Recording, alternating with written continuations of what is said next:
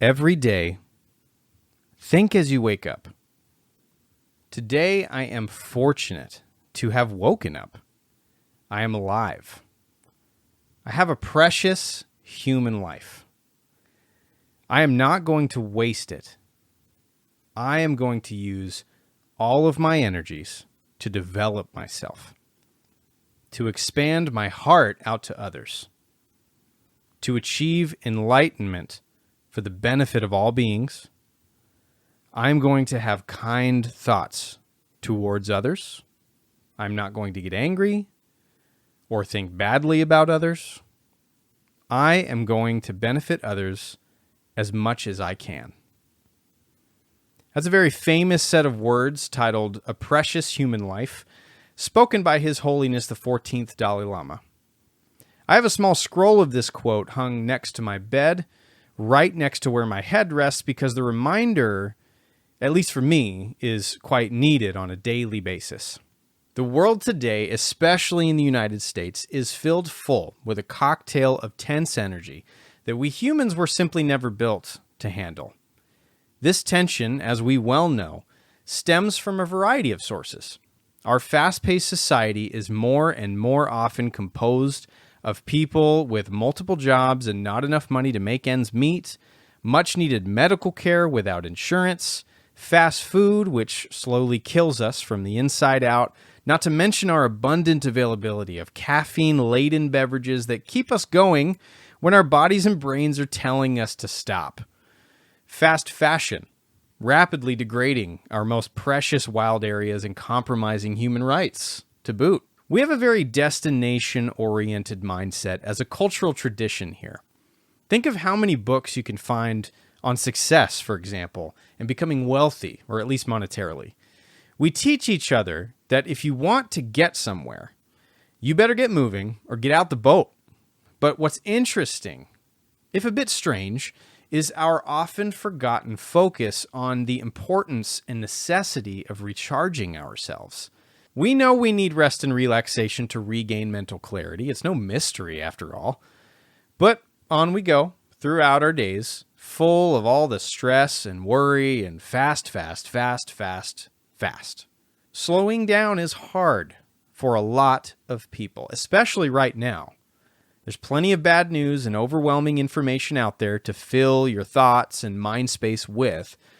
But my friends, this is killing our spirits from the inside out, more obsessively and sadistically than fast food ever could. And as technology and the social connectedness of our time continues to speed up even further and progress into the next big thing, the need for mental health and healing and rest and slowness becomes more critical than it ever has.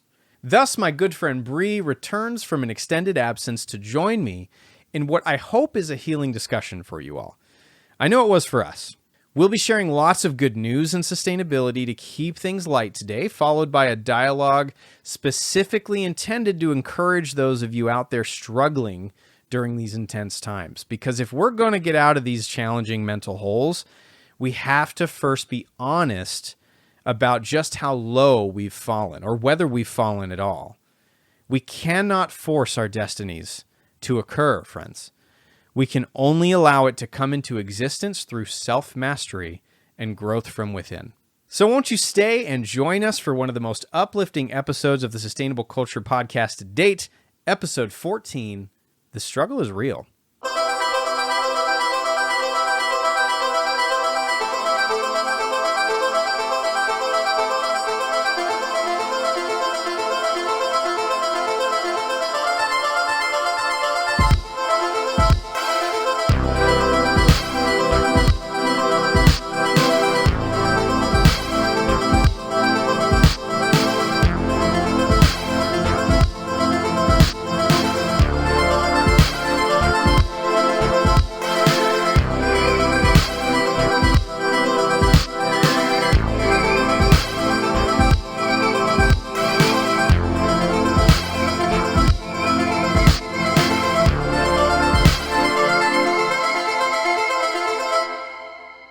Welcome, everybody, to the Sustainable Culture Podcast. It's Bree. Hey, Bree's guys. here. I'm back. Oh my gosh, Bree has been gone for a while. Yes. She's had some craziness going on, but she's A lot of here. craziness, And we're yes. actually at her place. So I brought the backdrop, and those of you listening on Spotify obviously can't see the backdrop, but we have the podcast backdrop, Which is really cool. which is here to stay and here to follow me around, and maybe one day I'll wear it as a cape, Yes, you can a be caped Captain Crusader. Planet. I'll be, yeah, I'll be the Captain Planet caped version Yeah. without the heart guy though. He was the lame one. Yeah. Totally. I always felt bad for him. He had one shining moment in one episode. Did you ever watch a lot of Captain Planet? No, I didn't. I saw the intro to it and I'm like, I laughed my butt off and I could never get into it after I watched Okay. the intro. Okay. I remember Captain Planet probably too well. So What was the year of Captain Planet? it was 80s, it was the same era as G.I. Joe. When Yeah. G.I. Joe was really big. Because this is back when cartoons at the end would go, now let's talk about serious things. Let's talk about good habits, kids. You know, and they'd do the whole thing, and then, because knowledge is power. I vaguely remember because I was born in '91, and Okay. so by the time I had It was definitely early 90s. I can't remember. I don't think it was quite 80s, actually. G.I. Joe had some Yeah. 80s going on. But, I can't remember the exact year. But anyway, it was definitely 90s for sure. Because I remember it was a classic, like, Saturday morning type thing. And I was raised on Yeah. the Magic School Bus and stuff. So my husband watched tons of GI Joe, tons, and I didn't even watch Power Rangers or GI Joe. Why My not? parents wouldn't even let me play with Pokemon. oh, Not because Pokemon were evil. My mom Bummer. just hated them. She's like, "This is stupid. You can't have any." the, So I never really got a chance. so she to. wasn't one of the, like, these are demonic. No, she just hated them. She just thought they were dumb. She thought they were dumb. Actually, that's kind of, it's a little OP, I have Yeah. to say. I gotta say, these are lame. Yeah. Do other stuff. Go outside. I mean, my parents wouldn't even let us have a Nintendo because we had computers, and apparently that was the same thing, which it was not because you cannot play Mario Kart on a computer. So I loved going to my parents' friend's house because they always had an N64. The good old days. Can you remember when the N64 first dropped? No, because I couldn't have one. You couldn't have one? No, I showed up to a friend's house one day, and there was this magical box. Well, do you remember the hype, though? I do remember the The hype. Rumble Pack, anyone? You had to buy a separate Rumble Pack. I'm trying to remember. You had to buy a separate thing to make your controller shake until they came up with a way to Okay, make so I remember when the Game Boy first came out. That's when, I do when too. my conscious brain registered Nintendo on the map that. Oh, because my kids aunt bought today one. don't even know the No. struggle. You remember, did you have the light? The No. attachable light? So I wasn't allowed to have a Game Boy either because apparently I had a computer. I didn't need a Game Boy. So my aunt had one, and it was like the brick. I remember years later she finally got a light for it, but you can't play it in the dark, and it sucked. But it was so much fun. I mean, I was terrible at it, but it was great. I'm serious. I've never felt like it's a weird time to start becoming the generation that's not the youngest generation anymore. Mm-hmm. Because, like, boomers, for example, and prior, Yeah. there was no internet. Yeah. Now, when we were kids, there was also very little internet. If I remember internet when at all. there I was didn't no have- internet. There was no internet when I was a kid. I remember when AOL and all that first had Yeah. dial-up first. We had the Yeah. Oh my that gosh. sound.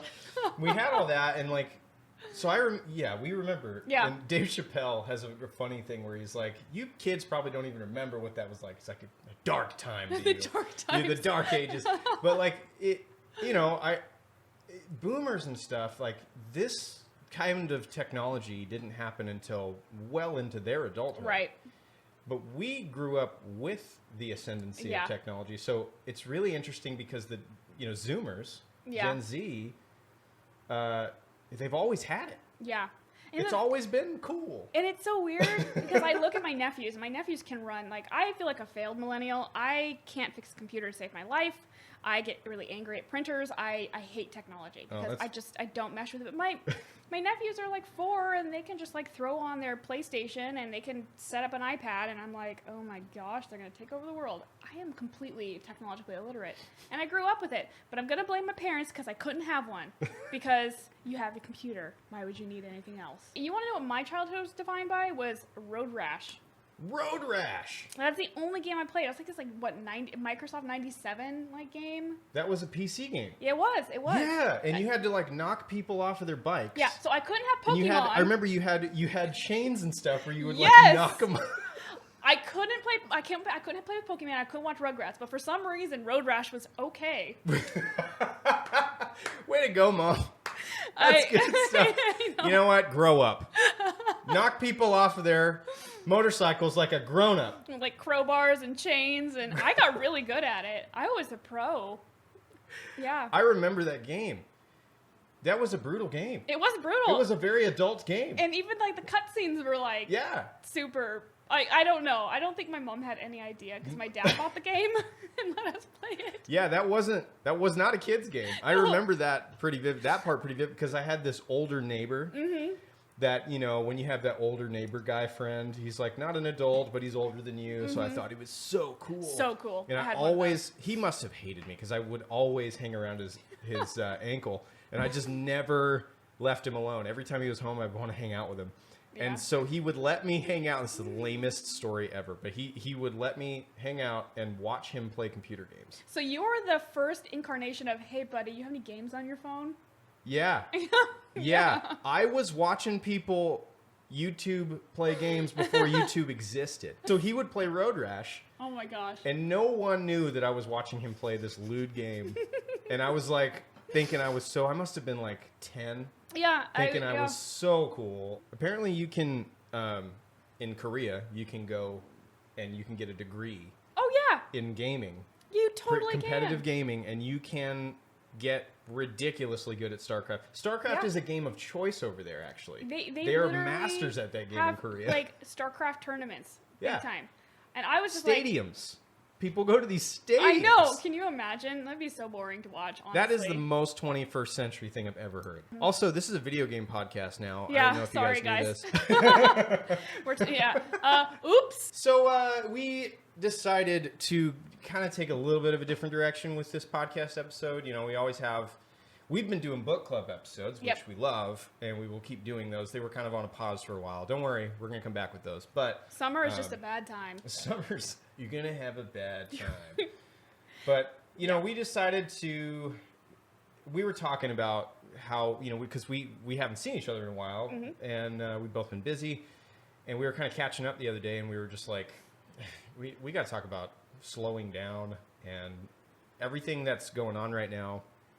I think you mentioned you haven't talked to one person who's a creative who is not dealing with something mental and psychological. Right Yep, now. it's either like creative, like depression or mental depression, anxiety, creative block, artist block, all of it. It's all over the place. Every single one of my creative friends is like, I haven't made anything in months. And I'm like, I get it. Yeah. I get it. I haven't, like, I've had to force myself to even do like tiny, like 20-minute doodles. Yeah. So, dang 2020. It's hard to be motivated to do things that really, you know, heal yourself from the inside out right now. I guess psychological healing, it's so important. And I talk about it all the time because I've been working on it a lot, but it's hard to work on it right now. I mean, it's just, you don't even have to. The crazy thing is, like, even if you're not paying too much attention to the news and really trying to stay disconnected, it is impossible not to hear about what's going on right now. Yeah. And I mean, like, for me as a small business owner with the economy just being the way it is, I'm terrified to turn clients away because, you know, Right. heck, I don't know what You tomorrow's don't know going to bring. if it's going to go away again. Exactly. So here I am, like, burning the candle at both ends and not doing any self-care, Yeah. just trying to make it through and realizing, like, this is no way to live life. Yeah, are we going to have a quarantine round 2? Like, I doubt it. No, But I hope like, not. but at this point, it's like I say things like I doubt it, Yeah. and I'm like, easy. Yeah. It's 2020. Yeah. Don't tempt fate, my yeah, friend. easy there. Whoa. Yeah.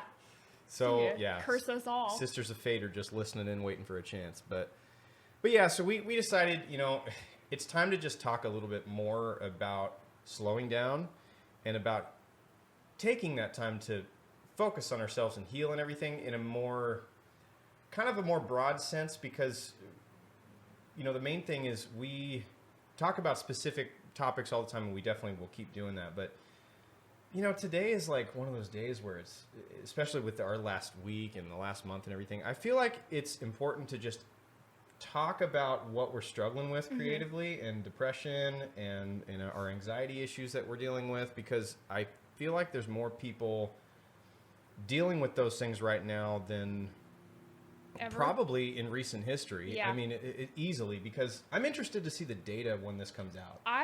Because yeah, it no is kidding. just so difficult to like, and some people are rocking at it, and I see you, or just rising keep above doing and, it. and encouraging others and bringing other people up.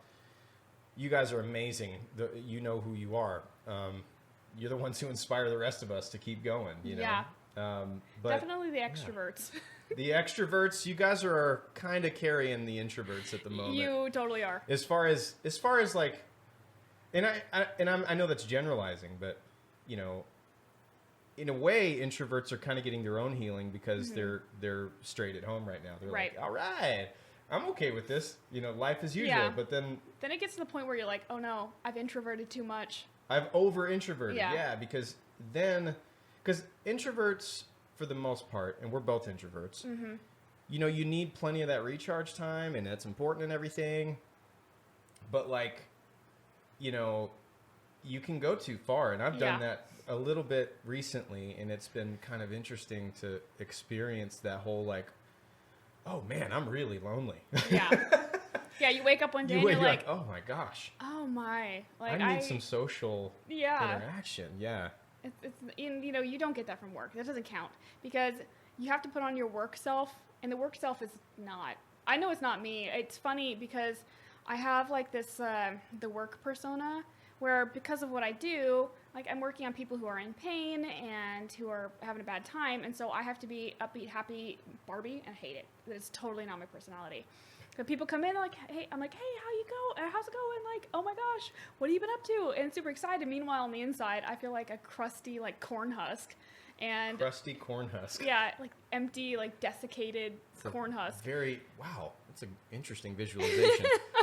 But, and so the socialization just doesn't come from work. It Yeah. doesn't. And so, like, for It's like this masked, no pun intended, but like, it's this weird filtered version of socialization. Yeah, and I think it makes introverts even more lonely because there is, I would say, especially for creative people, creative introverts, there is this authentic self-expression that has to happen for mental health, but you can't put that on at work because they're expecting you to be like, be happy for your clients or your Yeah. customers or whatever, and it's exhausting.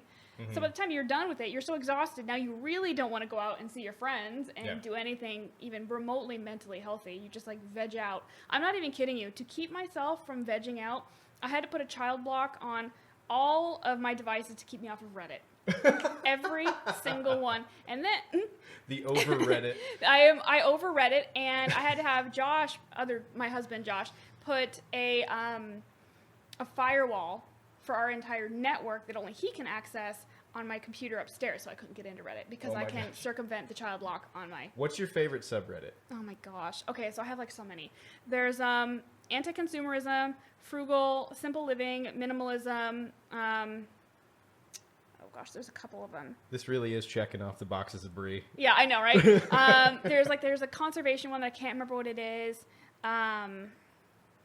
I would say the anti-consumption one is probably my favorite one. Anti-consumption? Yeah. I haven't even heard of that one. Yeah, it's the anti-consumerism one. It's fascinating.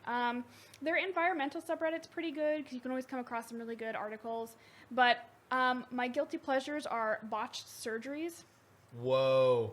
I don't know why. It's like trash TV It on is. Reddit. It is my trash subreddit. I love it so much. I have so many trash subreddits, and that's why I'm like, I could spend 6 hours on it. And I'm like, I can't do this. Or I just go to like Popular and just scroll the front page until Yeah. my eyes cross. I don't know why I'm fascinated with it, but I just am. I don't know. I don't know. That's my garbage subreddit. Oh, the other one that I like is iBleach. I was on iBleach like a lot when the coronavirus came out. Hang on. Like, Eye bleach? yeah, it's like cute pictures of baby animals and like people saving animals. You scared me with the title. Well, It's it's like, literally hang like eye bleach. So you see all these terrible things. You have to put bleach in your eyes. So here's like a cute, like fluffy duckling. Oh, that's adorable. Yeah. Anyway, yeah. Enough about my terrible Reddit speaking of addiction. really happy things. Yes. we decided to, while we're keeping it light, we want to share some good news. There's a lot of bad news floating around. So we decided to share some good news in sustainability. There's tons to share. Tons. Way I was more than we have surprised. time for. But why don't you start? Okay. You found some cool stuff. Okay, so this is probably not news to anyone. Maybe it is, but I was really excited about it. Talekwa, the orca, is pregnant again, and she's the orca that carried her baby who died for 17 days. I mean, not the die, the pregnant. No, yeah, she's clapped pregnant at the again. worst timing. That was pretty Worst bad. timing clap. For me, that's extremely happy news because it's more symbolic of like new beginnings and something so tragic and how you can heal from something tragic. And so, Yeah. fingers crossed that nothing happens to this baby. But the fact that these resident orcas are dealing with starvation and lower salmon stocks, and she had enough energy to become pregnant is a huge milestone. That's really cool. So where is she geographically at? the Seattle area. Okay. Yeah. So there's a resident pod of orcas there. So she's not in captivity. She's No. Okay. So there's only one or two orcas in captivity, and I'm probably wrong on this. One of them is from that resident orca pod in Florida, and that's a terrible, horrible, sad story. But we're not talking about that today. Talking about good stuff. Good stuff. There's the resident orca pod in Seattle. I can't remember how many members there are. It's like 17 or 27. And they subsist completely off of the local salmon populations. There's some transient orca pods that come up and down like the British Columbia coast, and they eat anything and everything. Sea lions, Orca stuff. orca stuff. But the fact that like the resident population has enough like surplus where the females can get pregnant is a huge like uplifting news for like sustainability. That's amazing. So yeah, That's really cool. that was my That was animal the plug. You have to though. I know.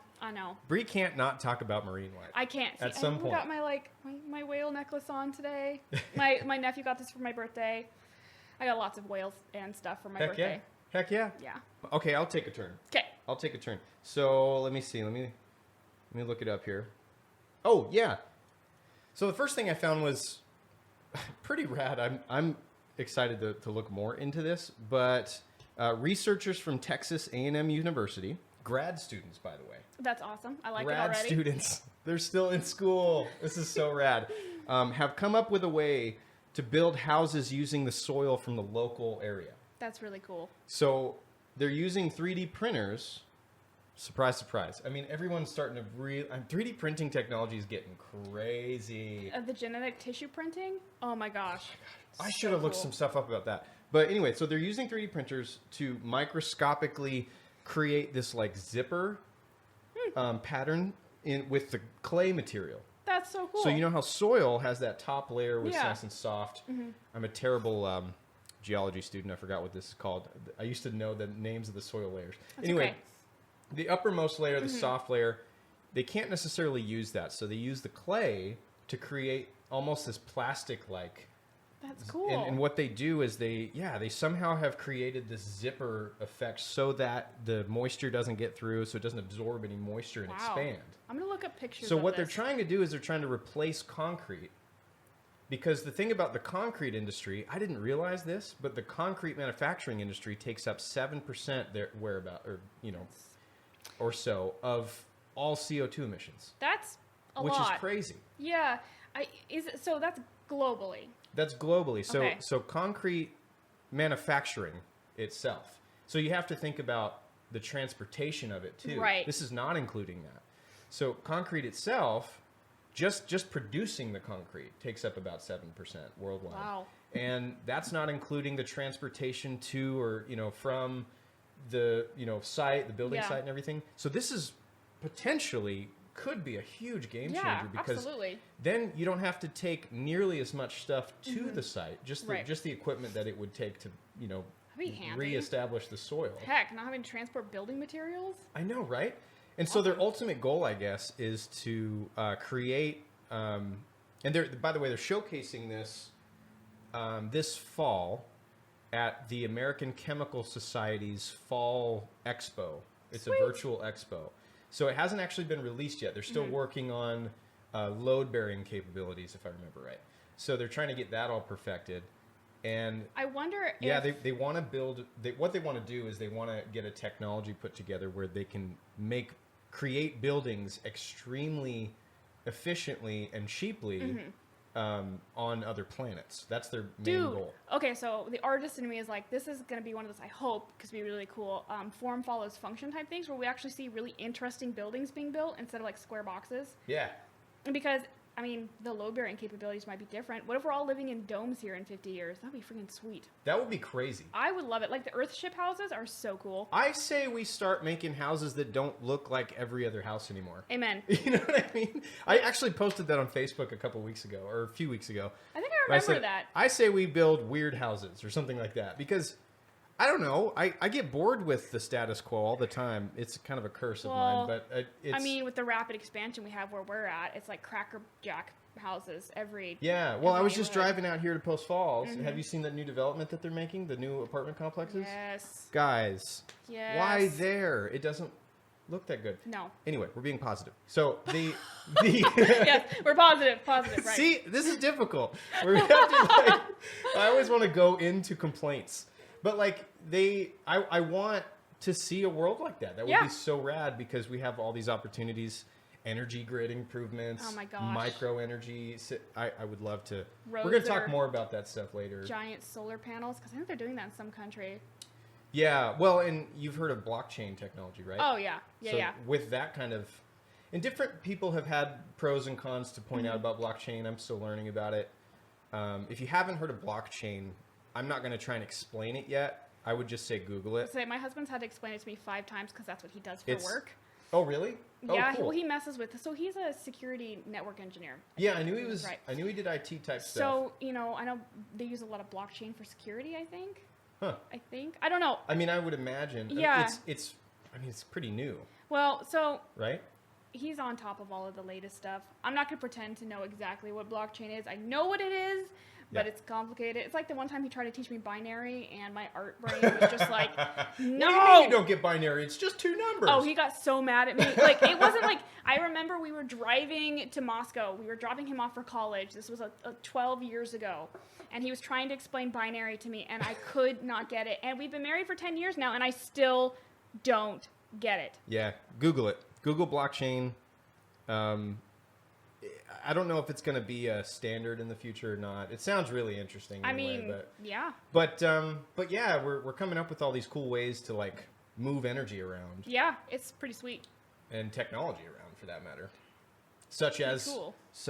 soil houses. I think that's awesome. Biomimicry is so cool. Not that, like, that's kind of biomimicry, but it just reminds me of. I know. I have yet to do a Biomimicry. biomimicry episode. We talk about it all the time. No, it's so good. There's so many good books out there about biomimicry. When we do a biomimicry episode, I feel like we have to make it like a 2-3 hour episode Well, that and or I think several parts we because should there's so tie much it to into it. a book club as well. We should. Because it should just be like a theme. Well, Because because we're there's gonna so have much to talk read a about. bunch on it. Yeah, might If you as well. got, yeah, and if you haven't, if you're listening to this too, and you're like, what are they talking about? Biomimicry is this amazing field in I guess it's like a cross between biology and engineering. Yeah, Not biological engineering, Right. But biology. Yeah. Using biology to engineer things. just new systems. All kinds of new systems or devices, and it essentially takes what nature has always done well and efficiently, and it says, how can we solve those same problems in Yeah. our own inventions? They came up with these humpback whale inspired airplane wings. No way. Yeah, you Google it. I was gonna say. It's really amazing. So humpback whales have these huge, fins, of course. Yeah. And they have those kind of like bumps all over the Right. ridges and stuff all over their big fins. Is Well, it apparently The hydroelectric turbines. no. Okay. They're actually like commercial airplane Okay. wings. Yeah, these types of things Yeah. here. The flow and increase aerodynamic efficiency due to tubercles or bumps. Yeah. Tubicles, which is a really fun word to say. Tubicles. My tubicles are so sore Gosh. today. Well, that's pretty cool. Ew. Yeah, no, that's Yeah, that's cool. it's really rad. So anyway, biomimicry is. I should have done some research on that today. That would have been fun. I mean, well, again, there's so much like good news in like the realm well, of sustainability. what did you find any other stories? Yeah. So another marine one. Sorry, not sorry. No. Oh. So in Zanzibar, they are. Let me read you the headline here. Unemployed single women are saving fish and making money by farming sea sponges. And this is kind of a big deal because if you look at these heavily impoverished third world countries, basically, Yeah. women have it really rough, especially if they're single and they're raising children. That's putting it lightly. But But yeah. yeah. Yeah. So, from my understanding, is Zanzibar was like a seaweed farm, but seaweed is such a low income crop that, most people can't make a living off of it. So they're taking these women and they're teaching them how to farm sponges, which is really interesting because to properly farm sponges, you have to have like a full knowledge of the ecosystem, how they grow, everything. So not only are you helping these women sell a very high cost product because they're used all over the world for art, cleaning, whatever, because they're hypoallergenic, but you're teaching them how to care for the environment. So there's like this cyclical idea of like the environment takes care of me, I take care of the environment to help these sponges grow. And it's awesome because it's helped bringing back biodiversity into this area as well. So it's like you hit all of these really awesome points. And to follow that, I'm going to look this up. There is he's not a Navy SEAL. I think he's a British version of a Navy SEAL. We're so American right now. Yeah, wow. So he trained a bunch of single women in Africa to be an anti-poaching unit for rhinos, and they're No called way. the Akashinga Warriors, and they are some badass women. That is the most badass title. Yeah. Say that again. So the Akashinga, it means the brave ones. Akashinga. With a G? Akashinga, yep. Akashinga. They are in Zimbabwe's Pundundu wildlife area, and they protect the endangered animals from being poached. And they are tough. I watched a few of their What? training videos. This guy has gone in there because he's a conservationist too, and he's like, and this is the thing, like, if you ever read the book called The White Man's Game, it's a really good book. Yeah. The reason why conservation, you were telling me about that. the reason why conservation in Africa doesn't work is because it doesn't include the locals. It kind of like glosses over them. His idea is we have to obviously include the people who live in this area, or nothing's going to happen. It seems conservation efforts a lot of times it almost seems like they focus on the industry so much, and Yeah. they forget about the actual human beings who run the industry, Exactly. which is really odd. Yeah. But I think that's just a common thing that. Well, it is. unfortunate, I mean, like, one of the points. I got to of, look like, up a picture of them too. By the way. Oh, yeah, do it. They're amazing. The really interesting thing, like, I heard a term from one of the books I was reading where they called, like, modern day conservationism in Africa as neo-colonialism, because it's a lot of, like, I guess, wealthy donors coming in and they're pretty, like, single-minded on fixing an issue, but they're not looking at why that issue is an issue. Like, why is bush hunting such an issue? Well, because the tribes over there don't have anything to eat. So you Okay. can't go in and, like, protect Wow. an animal if the people who live there are starving, or they don't have an energy source, or they're completely destabilized. And it actually just makes them more angry because they have what they would consider people who are invading their land. And in fact, on a lot of these reserves, there's been a lot of intentional poaching to get back at the wildlife preserves Yeah. because of that local anger. So I think the Akashinga Warriors is an incredible way to solve that. Is this them? No. Something came up about RuneScape. What? No. Look up. It's AKA AKA. Aka SHINGA. Yeah. Oh, here we are. Akashinga brave all-female warriors who fiercely protect endangered animals Yeah. from poachers. Oh, this is Nat Geo. Yeah. He made this group made humongous news, and I follow them on Wow. Facebook because they do some The amazing brave ones, they're works. called. Wow, that's so cool. Yeah. So I like this. I'm gonna display. We'll display a picture so you guys can see them. This is really awesome. Yeah. I mean, of course they've got like their. Oh, here it is, right here. Our bold goal is to employ 1,000 female rangers by 2025, managing vast areas of wilderness. Our focus is always to recruit and employ locally, and this goal will only be possible with the help of our passionate community of supporters. Wow, they had this whole film about Yeah. him. Oh my gosh, this is cool. So this whole idea of empowering these single women who, throughout history, have been some of the most oppressed people. Look at these ladies. Look how I know. badass they are. I mean, it's amazing because if you think about it, like 100 years ago, these are the women that were being sold off into child marriages and incredibly oppressed and having like 16 children that they didn't want, no education, nothing. I'm glad you found this story. This Isn't is it cool? amazing. Look at them. Right? Dude, I wouldn't want to mess with them. No. No. I don't want to be caught poaching on their territory. No No. way, dude. Look at her. Yeah. She's going to mess you up. It's so amazing to me. Like, it's inspiring. This is amazing. This is a cool story that you found. Mm-hmm. Oh my gosh. Now I got to follow this act up Yeah. with Yeah. Milo. So, what do you got? What do you have? Dang, Like- I can't. Okay, so I can't top that one. I can't top it, but I can talk about something else that's totally separate than that, and it was really, really cool. And I got this off of ScienceDaily.com. If you guys haven't heard of ScienceDaily.com, I can't recommend it enough. It's really cool. It's amazing. It gives you very research-based and very like tech paper-based, Yeah.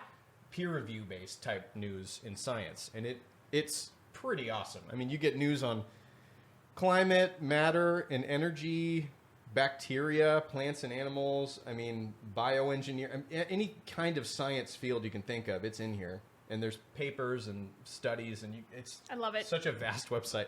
Is there an app for that on your phone? I wonder. Just to have it delivered directly to your I'll check it brain out. cavity every day. I hope so, because I'll sign up for it. It's daily. But I found this cool story on here about, well, I'll just read it. Nylon manufacturing could be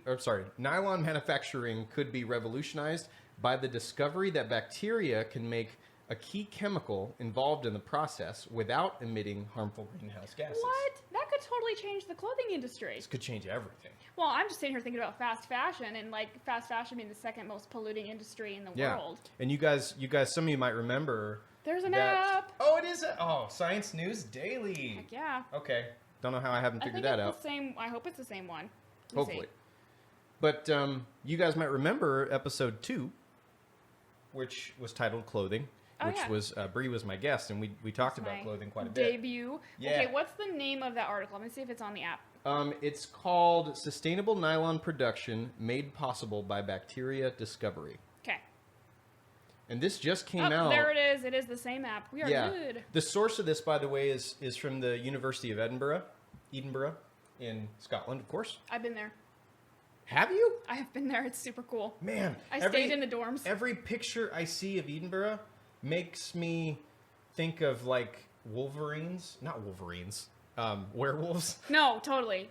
You can just see one coming out of the corner and just, Yeah. it's just, the whole city looks like that type of look. It's got the same feel to it. We were in the catacombs, which is like one of the most haunted places in the world. Wow. I was terrified. I thought that the dirt was haunted, so I threw away my tennis shoes because I didn't want to bring home ghosts. I was a very superstitious 12-year-old. Oh, you were 12. I was 12, yes. I could, I was on a student ambassador 12s program. be 12. And I was terrified of ghosts. And of course, like, here they are, putting us under the streets. I And ain't like, scared no goat. I was. They were telling us ghost stories and like how some of the guides have been thrown against walls. And I'm like, here's 12-year-old me, like shaking. It's great. I'm going to read a couple bit. So this says here, I'm just going to read straight from this short article here, is scientists have developed a sustainable method of making one of the most valuable industrial chemicals in the world, known as adipic acid, which is a key component of nylon. And so more than 2 million tons of this fabric is used to make like clothing. I mean, we think about nylon and what it's made with, or what is made of nylon. Clothing, parachutes, furniture. I mean, Ropes. ropes, Netting and ropes is the big netting. one. Yeah, just shoes. Yeah. Freaking everything. Carpet, I think, too. There's a lot of carpet that's made of nylon. Music cases. Oh my gosh, you're right. These chairs probably that we're sitting in probably have nylon in them. Probably. And so yeah, it's incredibly versatile, and so therefore we use it a lot. But Yeah, these folks. So the study is published right here. It says in the journal ACS Synthetic Biology. It was funded by the Carnegie Trust and the UK Research and Innovation. And the folks who did it, Jack Suter, who's a PhD student at the University of Edinburgh, he says here, I am really excited by these results. It's the first time adipic acid has been made directly from guaiacol, which is one of the largest untapped renewable resources on the planet. This could entirely change how nylon is made. It totally could change It totally. That's so cool. Yeah. That's, okay, so I'm going to have to look way further into that one. But I mean, I feel like you couldn't top my last article, but I feel like this is on par. it's pretty cool. I mean, that's pretty sweet.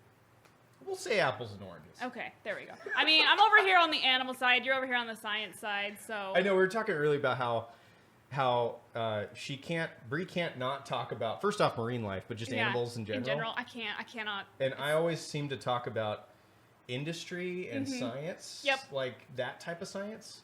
I don't know how that happened, but yeah. I just think that's just how the brain works. Like, think so. You have a scientific brain. I have like this weird artsy fartsy loves animals. It's like I never got past 10 years old. I'm like horses. I love Yeah. horses, except just grew everywhere else. So, anyway, All right, one more. one more. So One more. This can kind of actually like tail yours. It's about animals. I'm not sorry. It was one of the articles talking about how beetle larvae can survive on polystyrene alone. Oh yeah. So, I mean, they're using superworms because we knew that mealworms could eat polystyrene, but they're feeding them just on polystyrene alone. Like that's all they eat. And they break it down into carbon dioxide, and that's a huge thing because plastic is obviously an issue. And What? I know, right? Who knew? But Plastic? I mean, I know. But these ones, it's crazy to me that, so like, an estimated 359 million tons of plastic were produced globally in 2018, including 33 million tons of polystyrene, So here we have How many tons? 33 million, just of 33 polystyrene. million tons. In 2018, of My just brain polystyrene. can't even comprehend what I know, that right? is. So, like, the very fact that, here we have, like, I mean, you can go to any beach. Like, even the beaches I was on today had plastic on it, and it was just obnoxious. But anyway, side note. Positive that we have, like, these natural solutions to this problem if it can just be broken down into carbon dioxide.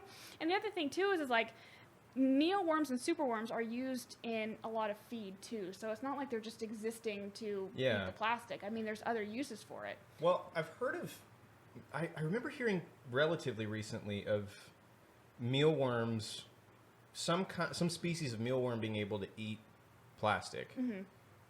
Is this a similar? Is this the same thing? Okay. Yeah, it's the same. So these superworms, let's see here, they're 3 to 6 centimeters long, so they're 4 times the size of mealworms, and they ate 4 times more polystyrene a day than the mealworms ate. And so the team fed one group of superworms styrofoam as their sole diet, and another group a normal diet of bran over a 28-day period. To test how the worms digested the polystyrene, the researchers analyzed the frass, or worm poop, using gel permeation chromatography and 2 types of spectroscopy. The group found that the worms had depolymerized the long-chain polystyrene molecules into low molecular weight products. So depolymerized. And that's the problem with plastic. What is depolymerized? So plastics are polymers, so they're like long chains of molecules that are extremely strong. It's why it's so difficult for them to break down. And so basically these worms, they're digestive. It's actually their gut bacteria that are breaking the bonds in these polymers and making them. Really? Yeah. So they're like tiny little axes. That's amazing. Yeah. And so it's a super cheap option to break down. So we were talking about biomimicry a second ago. That's a perfect reason why biomimicry is so cool, because with biomimicry you can look at something that's being solved and you work backwards from that. Right. So in the biomimicry type brain, you're thinking of these stomach acids that are breaking down these bonds. So biomimicry would say, okay, that stomach acid is breaking these bonds down. First off, how does it do that? Right. And how can we do that? Exactly. Or even farming the bacteria that live in their gut and just releasing the bacteria as a culture onto these large amounts of polystyrene That's really and cool. styrofoam. And I mean, we use so much polystyrene because I think, don't quote me on this one. Hang on. Actually, let me look it up. I think polystyrene is plastic number 5. It is polystyrene packaging, so they do use it for food. Oh, okay. Well, yeah, like I think it's what they use for like meat. Yeah, I'm That pretty goes- sure. yeah. Like I said, it's been a while since I have delved deeply into the plastic crisis because that was my Yeah. once upon a time my Simpler soapbox. times. Simpler times indeed. But safety. Here we go. Yeah. Safe for use in food service products. So I would say that it's probably one of the most widely used plastics out there because of its safety. Dang. Yep, it says commonly used for containers in food and drinks. The styrene monomer is a cancer suspect agent. No surprise there. Yeah. But anyway, Dang. just given that it's 33 million tons in 2018 alone, we That's have a freaking problem, crazy. and it's mostly ending up in landfills. Yay for bugs. That could, again, that's another potential game changer. This is why I like sharing these stories. And I think it was really important for us to do this because with all the bad news going on and all that stuff, I mean, it's easy to forget that positivity even exists sometimes. And like, What's that? yeah, like because it, the way that that the media kind of portrays things a lot is just very doom and gloomy, and Very. So imagine like if we were to completely change the way that we dispose of plastic by using bugs. That'd be great. That would be amazing. Can you imagine just having like a separate bug bin for your A bug garbage? bin. Yeah, that's the bug bin. That's our plastic composting bug bin. The fact That that would you be could have amazing. like plastic composting So is amazing. I guess a last question I have about that is: so when they digest it and they then poop it out, Right. is it usable? Like, can you let me look. compost it or something? 36.7% of the ingested styrofoam was converted into carbon dioxide. So that's a pretty big chunk of it just turned into a gas. Just a burp. Yeah, basically. We'll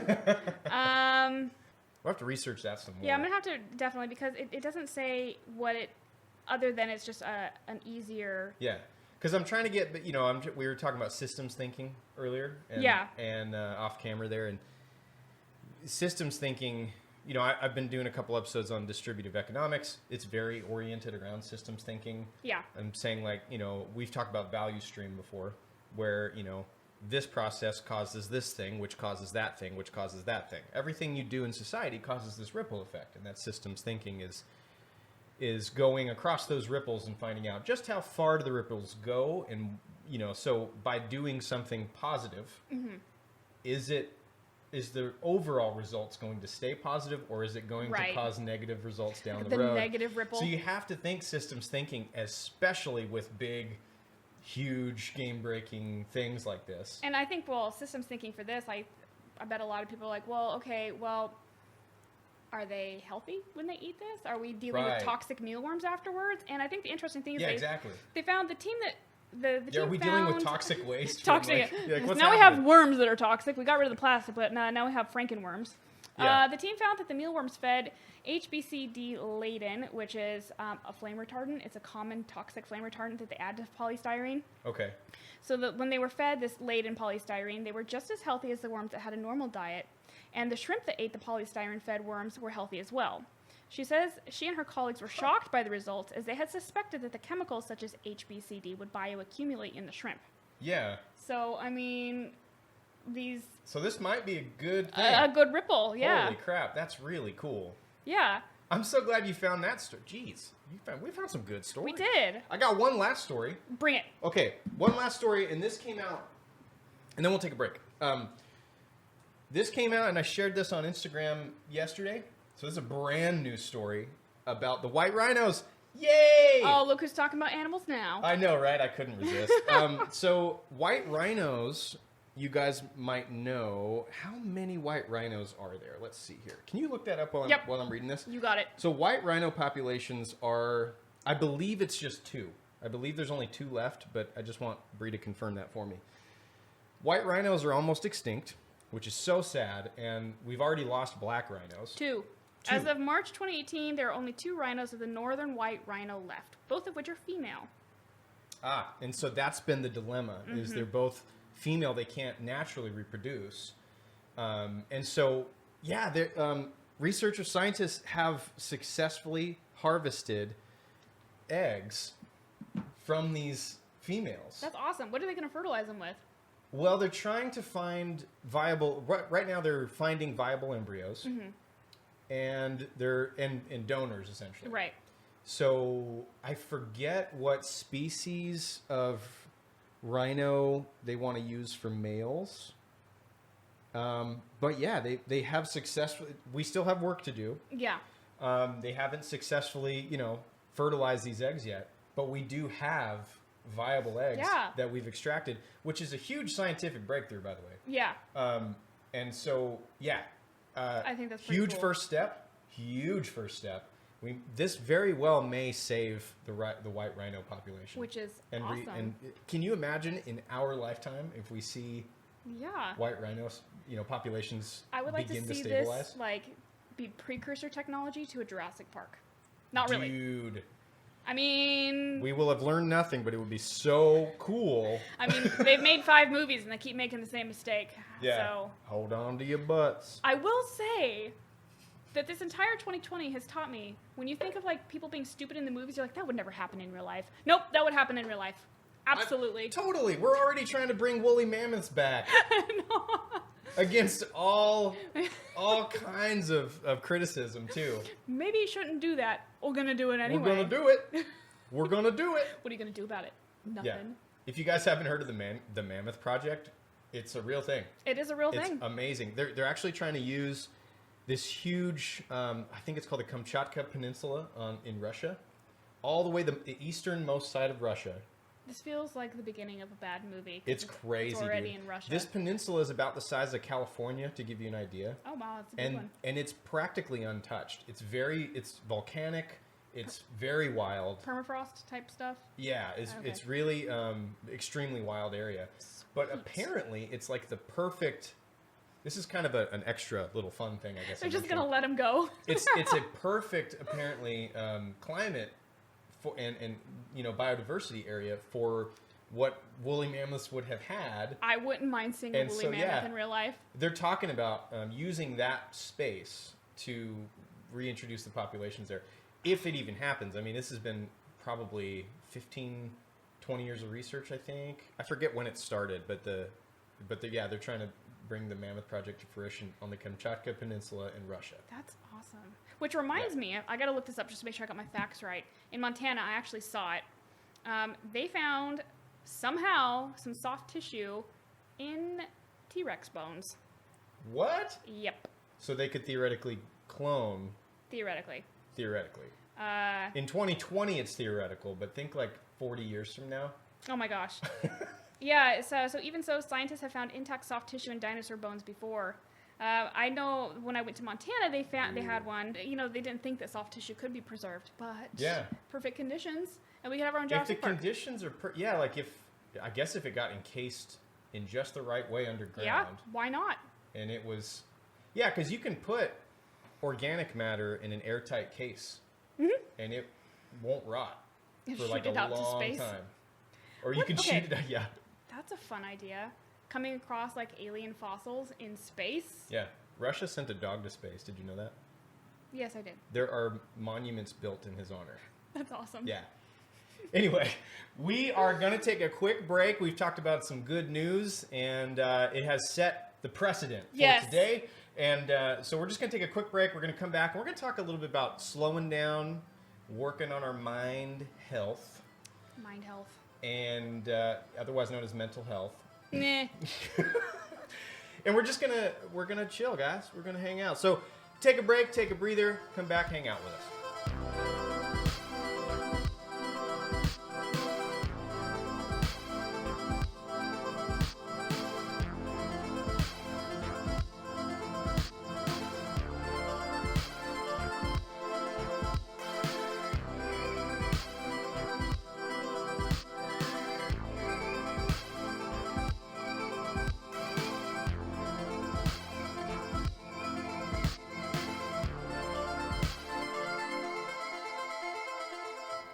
Welcome back, everybody. I have Bree with me. Hey, again. Hey. So we are here at Sustainable Culture Podcast, and Yes. today we're talking about slowing down. We shared some good news before the break in sustainability.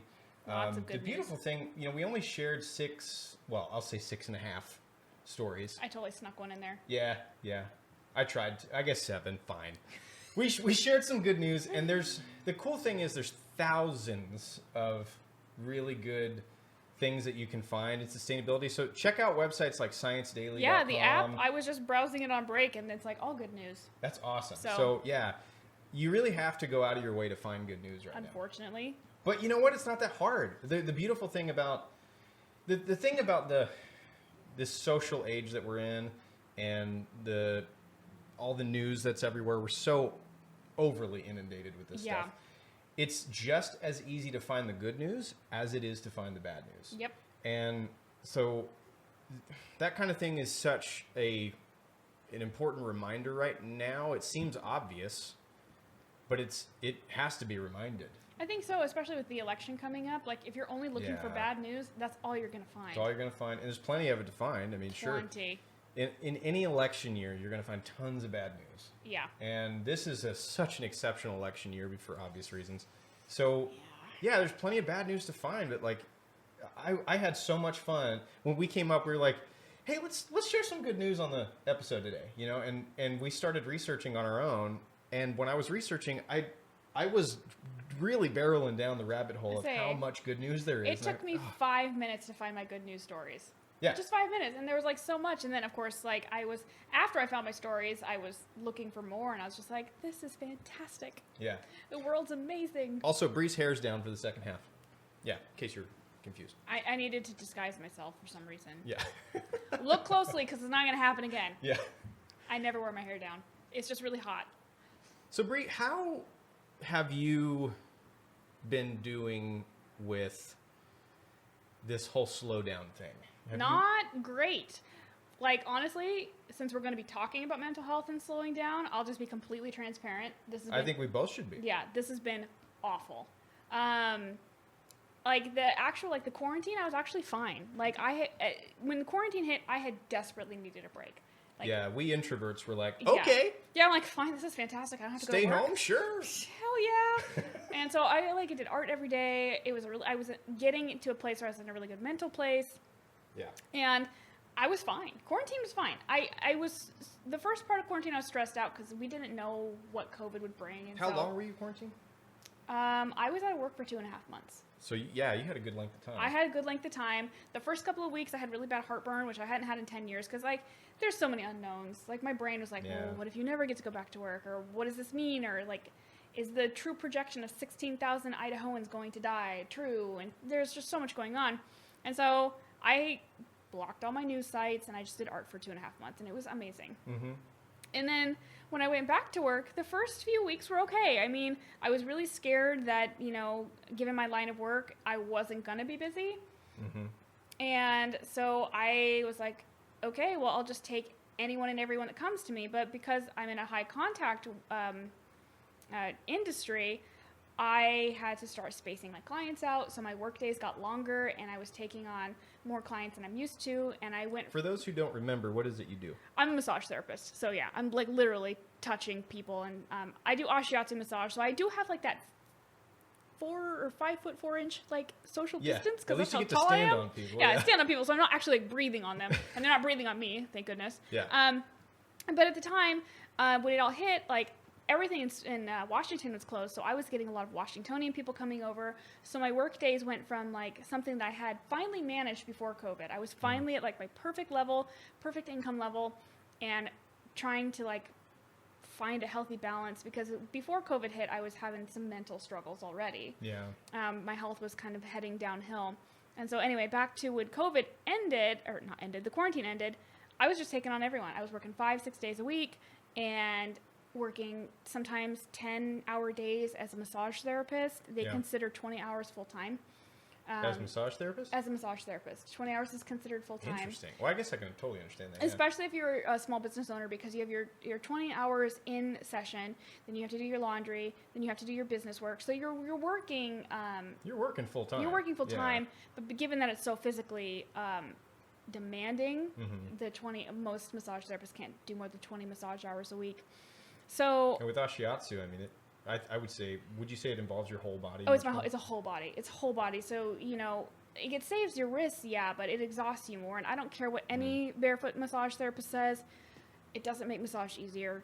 It just makes it, you can get deeper without like killing yourself completely. Anyway, so fast forward to like 6 months where I'm at now, where I was burning the candle at both ends and I wasn't doing any art, and I was, making as much money as I could because I didn't have income for 2.5 months. And so I was trying to catch up, and I hit a massive low point. I started back at the middle of May, which was like 3 weeks into the whole thing, started coming down with some really odd symptoms, and we couldn't figure out what they were. And so through trial and error, they basically diagnosed me with fibromyalgia, which as a 29-year-old, being told you have fibromyalgia is like the most obnoxious, annoying thing to ever hear. But Can't imagine. and a lot of people don't think fibromyalgia exists because they don't really have a true way to diagnose it. But I would get off of work and my feet felt like they were being stung by wasps.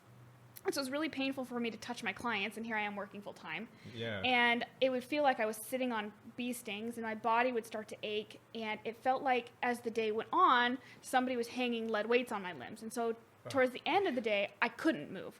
And then the depression hit after that. And it just like my whole body completely revolted from all of this stress I was putting myself under. And then, I had to have like a come to Jesus talk with myself of like, this is going to be my reality unless I slow down. Yeah. My doctor at the time, she's like, I think you minimize things and you have to stop minimizing where you're at because clearly you're working too much. My husband was saying, the money you're making is not worth it. And meanwhile, as a small business owner, I'm freaking out because I'm like, I've got to meet some bottom lines. I have to hit these like financial goalposts or whatever. Yeah. And so actually, when you had posted that thing on Facebook about talking about slowing down, I'm like, oh, wow. I literally within that week had knocked myself back down to part-time, really had to come to grips with like, if you don't get off this medication, the tremors you have every morning are going to get worse. The fibro is never going to go away. You're going to be dealing with the chronic migraines. Oh, and to throw a monkey wrench in it, back in May, they told me I would have to have jaw surgery. So I was told... So what did the jaw surgery supposed to... What was it supposed to entail? Well, they thought that I was having issues with my breathing, which turns out that my sleep apnea test came back mild. They still want to do an in-lab sleep study, but they told me that they were going to have to break both of my lower jaw and my upper jaw, move it forward. They were going to put a chin implant in. Physically break them? They were going to break them. I'd have to be in braces first for a year. They were going to pull teeth. Then they were going to cut right here and here and right here and pull everything forward. And I would be out of work for months. I would be on a liquid diet for 8 weeks. Oh my gosh. I don't heal well, so like I remember when I had my wisdom teeth pulled, I had 4 dry sockets, and they pulled out my sinus floor, so I had to have sinus reconstructive surgery from that. So on top of like my deteriorating mental health from working too much, I was now being told you need to stay in this job full time because your copayment at minimum is going to be $15,000. And You're like, oh, cool. just that. Yeah, just that. And then 3 weeks ago, I found out that after we had everything finalized, I had come to terms with the surgery. I had come to terms with like, okay, well, I'm going to have to stay in this job longer than I wanted to, that my surgeon was out of network. And they told me that now I was going to have to pay at minimum $31,000 out of pocket for this surgery.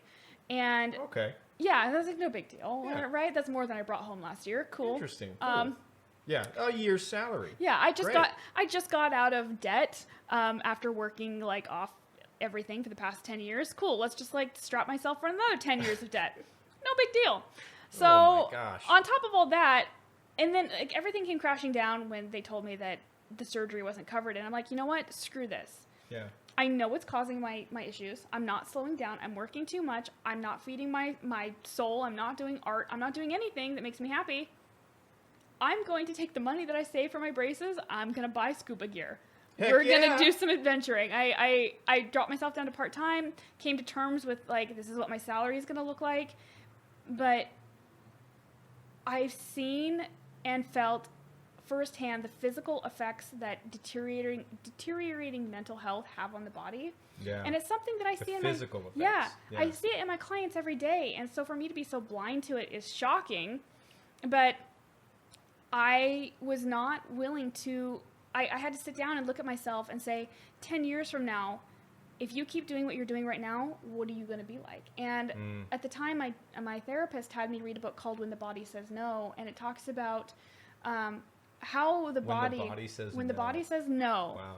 And it talks about how the chemical cascades that we have from stress that we put ourselves under, how basically they're like precursors for autoimmune disorders, cancers, whatever. And I'm like, in 10 years, I'm going to have an autoimmune disorder. They run in my family.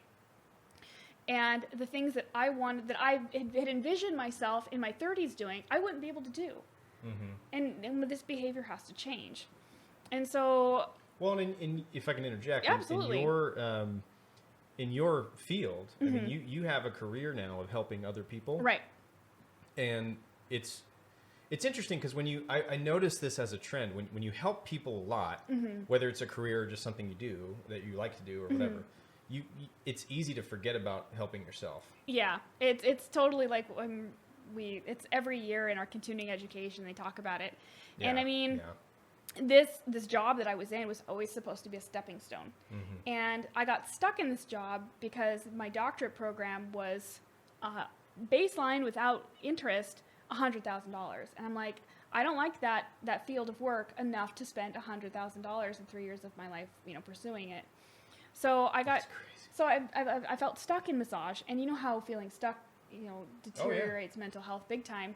And so I think there's also a little bit of a fear that keeps you from slowing down, because you have to face the demons and the aspirations you've always had. But if you keep going, you don't have to. Right. And so I think slowing down is an act of more courage and bravery than burning the candle at both ends, because we celebrate this Definitely high pass, more than is given credit. way more. Yeah. Like this whole live fast, die young mentality that we have in our country. And I'm going to be the first to say this.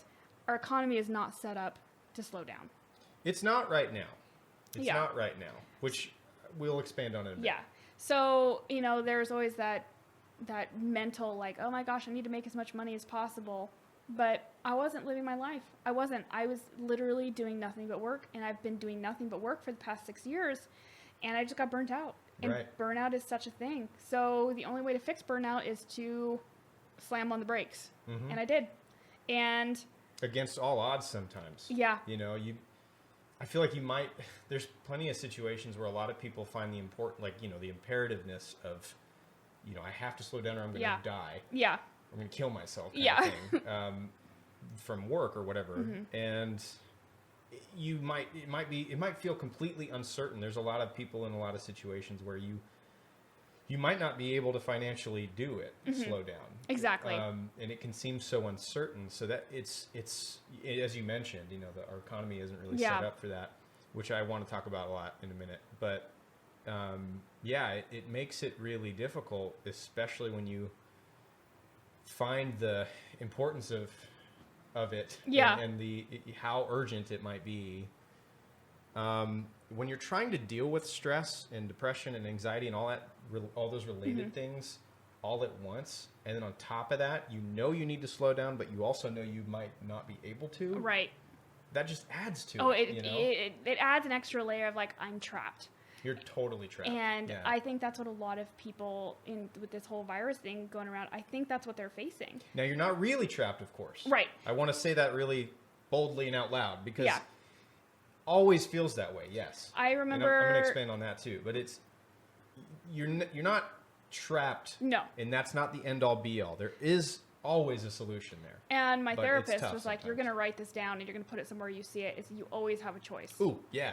You always do. And I'm sitting here thinking, like, I feel like I'm drowning in a puddle most days because I know how to change it. I know what I want to do with my life, but I'm too scared to do it. And so, But you're so right. You do always have a choice. Yeah. And to further that, you are where you are at because of the choices you have made. exactly. And so, I mean, with that kind of stuff, I remember when I first came to that realization, and it was relatively recently. It was really only about, I don't know, 4 years ago. Is this kind of when you started doing like the meditation type growing your? Well, this is before that. I have, and I'll get into this in a sec, but I've really only been on a journey of psychological growth proper in the past, I'd say, I guess 3 years. So or you're more of a master at slowing down than I am already. Well, I wouldn't say definitely not, I know, I'm definitely teasing. not. So you start to realize at one point the power of your choices, and I just recall, and again I'll mention more of this later, but when I was going through my divorce, it was, I mean, hard to come to terms with reality in general. Of course, anyone who's been through divorce knows that, but that realization of, oh yeah, I literally, even the negative stuff, you have to come to terms with the fact that you are responsible for the choices you make.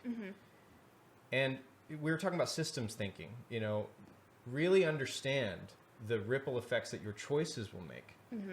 You ever think about how, you know, if you wouldn't have taken that one road, Are you talking that about the one butterfly time- effect? yeah, the butterfly effect is amazing. You know, if you wouldn't have decided to watch that one TV show that one day, you might not have ever met that one person or whatever it was. You know, Yeah. like butterfly effect kind of stuff is really amazing. And so when you start to realize the power, the incredible power that your choices have, Right. whether it's it might be a tiny choice. Yeah. And you know, it's interesting you say that too, because I think when your life is sped up, you limit the choices you have available to you. So by slowing down, my gosh, that's a huge well, I mean, right? statement. I need to write that on a quote. Because like you're moving so fast that you just your options are so limited because you can't your momentum is so fast that unless you slam on the brakes, you're gonna run by so many options. Right.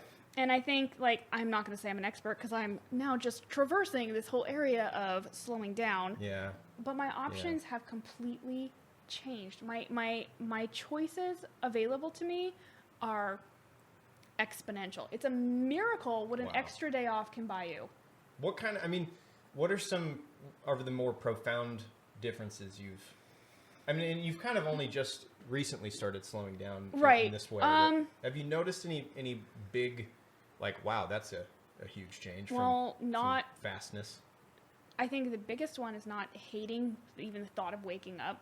You know, like you're just Oh, so yeah. tired, you just can't even make it out of bed, and you're like, I have to do this again. You have to do it, yeah. Where every day feels like That Groundhog Groundhog Day. Yeah, exactly. I think it just being like giving myself permission to just slow down has one allowed me to finally accept that like 12-year-old kid inside me that wanted to do all these cool stuff when I got older. And when I slowed down, I finally realized like, oh hey, wait a second, I have been building this business for the past 6 years so that I could do this stuff.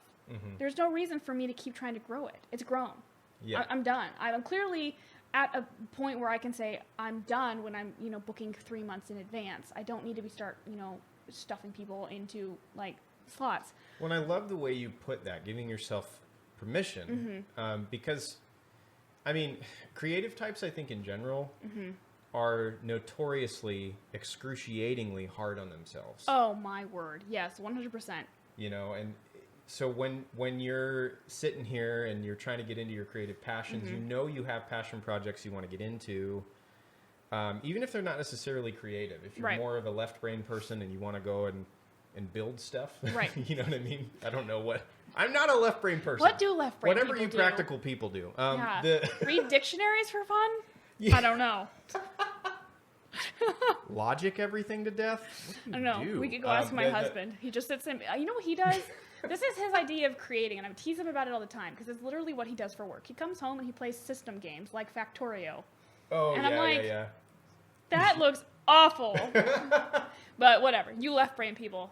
You're weird.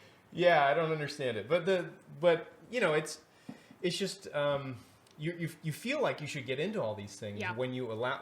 when you first allowed yourself to slow down, or maybe for some people, especially during quarantine, we were forced Right. to slow down. We didn't have a Right. choice in that matter.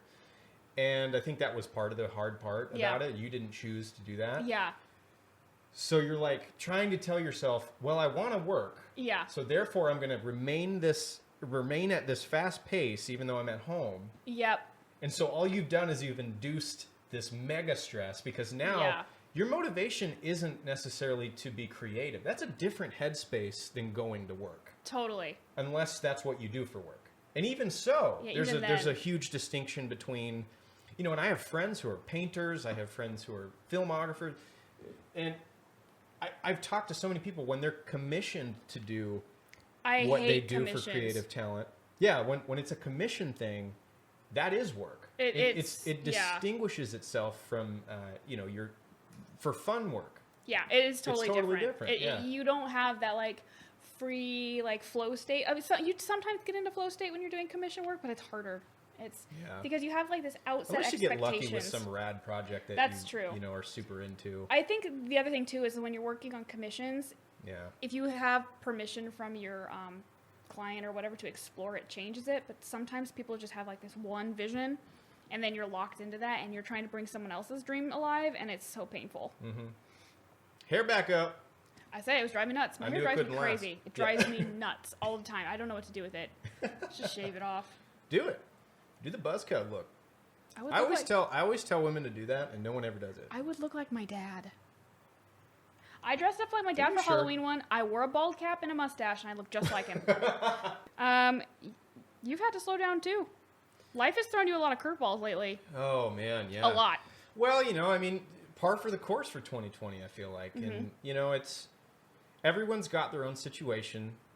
And it's not, when I say that, I'm not trying to diminish my own experience. Right. You should never do that, by the way. I mean, it's very tempting to do that right now, especially with all of these movements happening at once. And it's always like, you know, I think that's part of, if I can just say before I share my own story, is like, you know, I feel like that's part of what has made the process of slowing down a bit more difficult, is because we're seeing all these things. Like, you know, we have all of the media is inundated with, you know, great causes. Don't get me wrong. I mean, we have Black Lives Matter going Right. on. We have indigenous rights are really being brought to the forefront right now, or at least I feel like they are.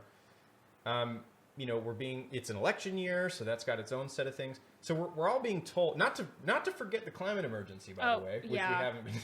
So we Just are to throw some more just fuel on that yeah. fire. So we have all these really crazy things that we should be focused on, and so it's almost like, especially for creative types who are again extremely hard on ourselves, it's like and I don't know about you, I can only speak for myself, but it's almost like we criticize ourselves for focusing on ourselves. Oh, because yeah. we feel like that's a selfish thing, because we should care more about Black Lives Matter. We should care more about indigenous rights. We should care more about Breonna Taylor. We should care Yeah. more about George Floyd. And yeah, we should care about those things, but you have got to give yourself permission, as you were Yeah. saying, to give time to yourself. Because if you don't give time to yourself, how are you supposed to care about Breonna Taylor? How are you supposed to care about George Floyd? Well, and that's the thing too. When I was taking my cognitive psychology class, which was one of my favorite classes, we were talking about, like, scientifically the brain's capacity for new information. Yeah. You have limited real estate. Yeah. You do, and you can't care about everything. Right. You can, and that sounds cold, but you physically cannot do it. Well, and you know, and I've talked about sleep. I'd love to do a whole episode on sleep. Oh yes. But sleep, as far as we know, I forget exactly the percentage of this or what the numbers are, but anyway, sleep is one of the most, if not the most important thing you can do to restore your brain's ability to actually empathize. Yeah. Which is fascinating. You reset the amygdala, and if you don't reset the amygdala, good luck having a good day the next day. See, I'm so glad when Bree's here, because she just puts things in scientific ways that I stumble at. The amygdala is your fear gland, by the way. Well, fear part of the brain. It just Fear and sounded so anger. smart. Even if you made the word up, everyone at home would be like, "Ooh, yeah, it's Everyone very in my interesting." family accuses me of making up words. It's so unfair. I paid to learn those words. Curse Dang of it. smart people. That's what my degree was in, okay? Jeez. But it's true. I mean, you know, when you can't empathize, because of the fact that you're not allowing yourself to sleep, because of the fact that your life is too freaking fast and too stressful. Again, systems thinking, guys. This is ripple effect. You have to realize that if you don't have the ability to empathize, then you can't care about other groups of people very well. You can try and you can sympathize and you can do those things, but empathizing is if not the most important ability that we have as a community building tool as human beings. I mean, and we forget that. Yeah. You oh, know? yeah. Well, and again, And we give empaths a hard time. You know, and I know. We have all these white ladies going, and I have to say it, and I'm Just say sorry it. if this ruffles your feathers, but we have all these white ladies going, I'm an empath, you know, oh gosh. I feel everything. And some of you do, and I get that, and a lot of you do. And great. I have struggles with empathizing. I can't do it very well. It does not come naturally for me. I think and it's so, an introvert thing too. maybe so. So the reason I kind of tease you empaths out there, I just hear there's just a lot of white ladies out there going like, you know, I love yoga and empathizing and That sounds stuff. like Massage School 101 for me. So you hear it a lot, and it gets a really bad rap. But guys, I mean, if you don't have the ability to at least understand Well, so here's what empathizing gives another human being, well, it's I mean, that hard it's to like community I build. think the distinction between like a bunch of like 20 to 30-year-olds saying I'm an empath. Well, great. True empathy is action. It's not feeling. And that's Yeah, the well thing. said. So cool, you can feel somebody else's sadness, but what are you going to do about it? Yeah. You know, That empathy. action can be as simple as an intentful listening session. Exactly. And empathy is one of those motivating emotions. So you should feel motivated afterwards. It's not like, okay, Yeah. cool. Like, yeah, if I'm next to somebody who's sad, of course I'm going to pick up on their sadness and feel sad too. Those are your mirroring neurons. Thank you, mirror neurons. Cool. But so technically we're all empathic because we're an empathic species. We have to. It's the basis of communication. And you're saying it's the Yeah, basis yeah. of community building. So Right. everyone's an empath. I don't know why everyone like attaches like that weird identity, like whatever to it. Yeah, everyone has the ability to empathize. Yeah. Some people have a more natural ability or just knack. I just get For cranky about it. That's all. Well, there's a lot of people that have this knack to Yeah. really understand where people are coming from. It's certainly easier for some folks than others. Yeah. Like It is a skill for 100% for sure. It is a skill. but we all have the ability Yeah. to empathize, and I think that's the main criticize. Yeah. What I mean to sort of half jokingly and rib, Mm-hmm. you know, the white ladies. I'm just, you know, I joke about it because everybody can. Yeah. It's a learned skill. It is. It's not just you can or you can't. Yep. You know. So anyway, so that branch is to say, like, you know, I have in my own experience with all this, have also been bouting with depression for sure. It's been really rough. And it's also really tough because with basically with everything going on, you know, I study sustainability. I try to most every day, but it has even like with everything happening, it's easy. Again, I'm focusing on everything that's happening, and you should be focused on current events, absolutely.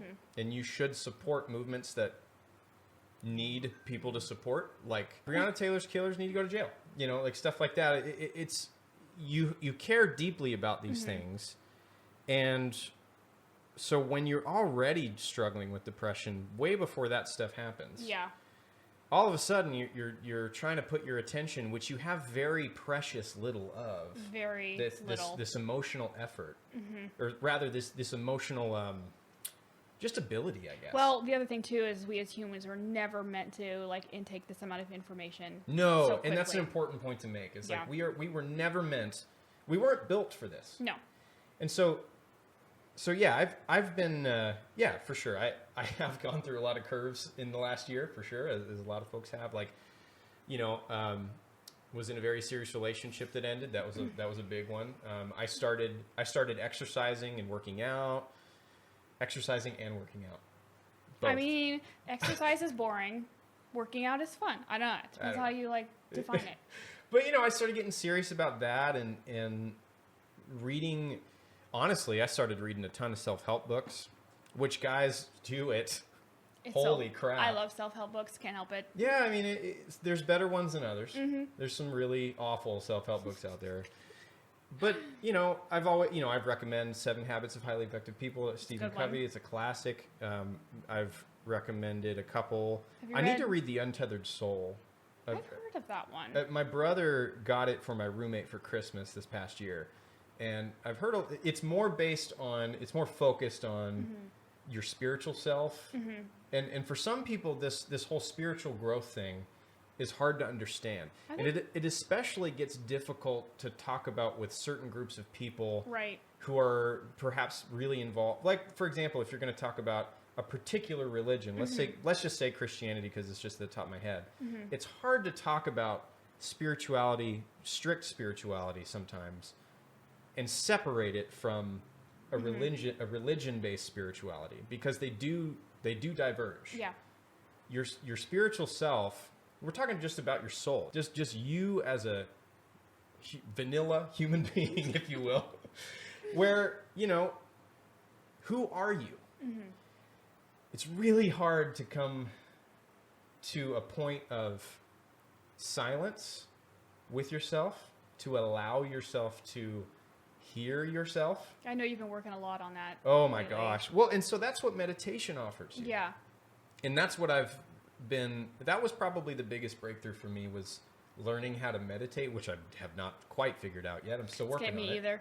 Yeah, us active brains, like Bree and I both, we have busy brains, we have noisy The brains. monkey poo flinging brain. Oh my gosh, it's awful. I had, when I was going through my divorce, I had much therapy, and it was crazy because he asked me one time, he said, what's going on up there most of the time? Everything. And I was like, he's like, does that ever quiet down? And I laughed. I was like, are you serious? Like, never. He goes, what does it happen? What happens when you go to sleep? He asked me. And I said, What's sleep? what? Yeah. Like, I have to literally force my brain to think of nothing. So there's a strategy that I had taught to me by some close friends who are yoga pros. And I actually tried Reiki. Yeah, I remember you telling me I about tried it. And you were Reiki. like, whoa. I have to tell you, okay, I'm naturally skeptical of things like this. I was always skeptical of meditation. I was always skeptical for years of things like Reiki, because it's contactless. They don't even touch you.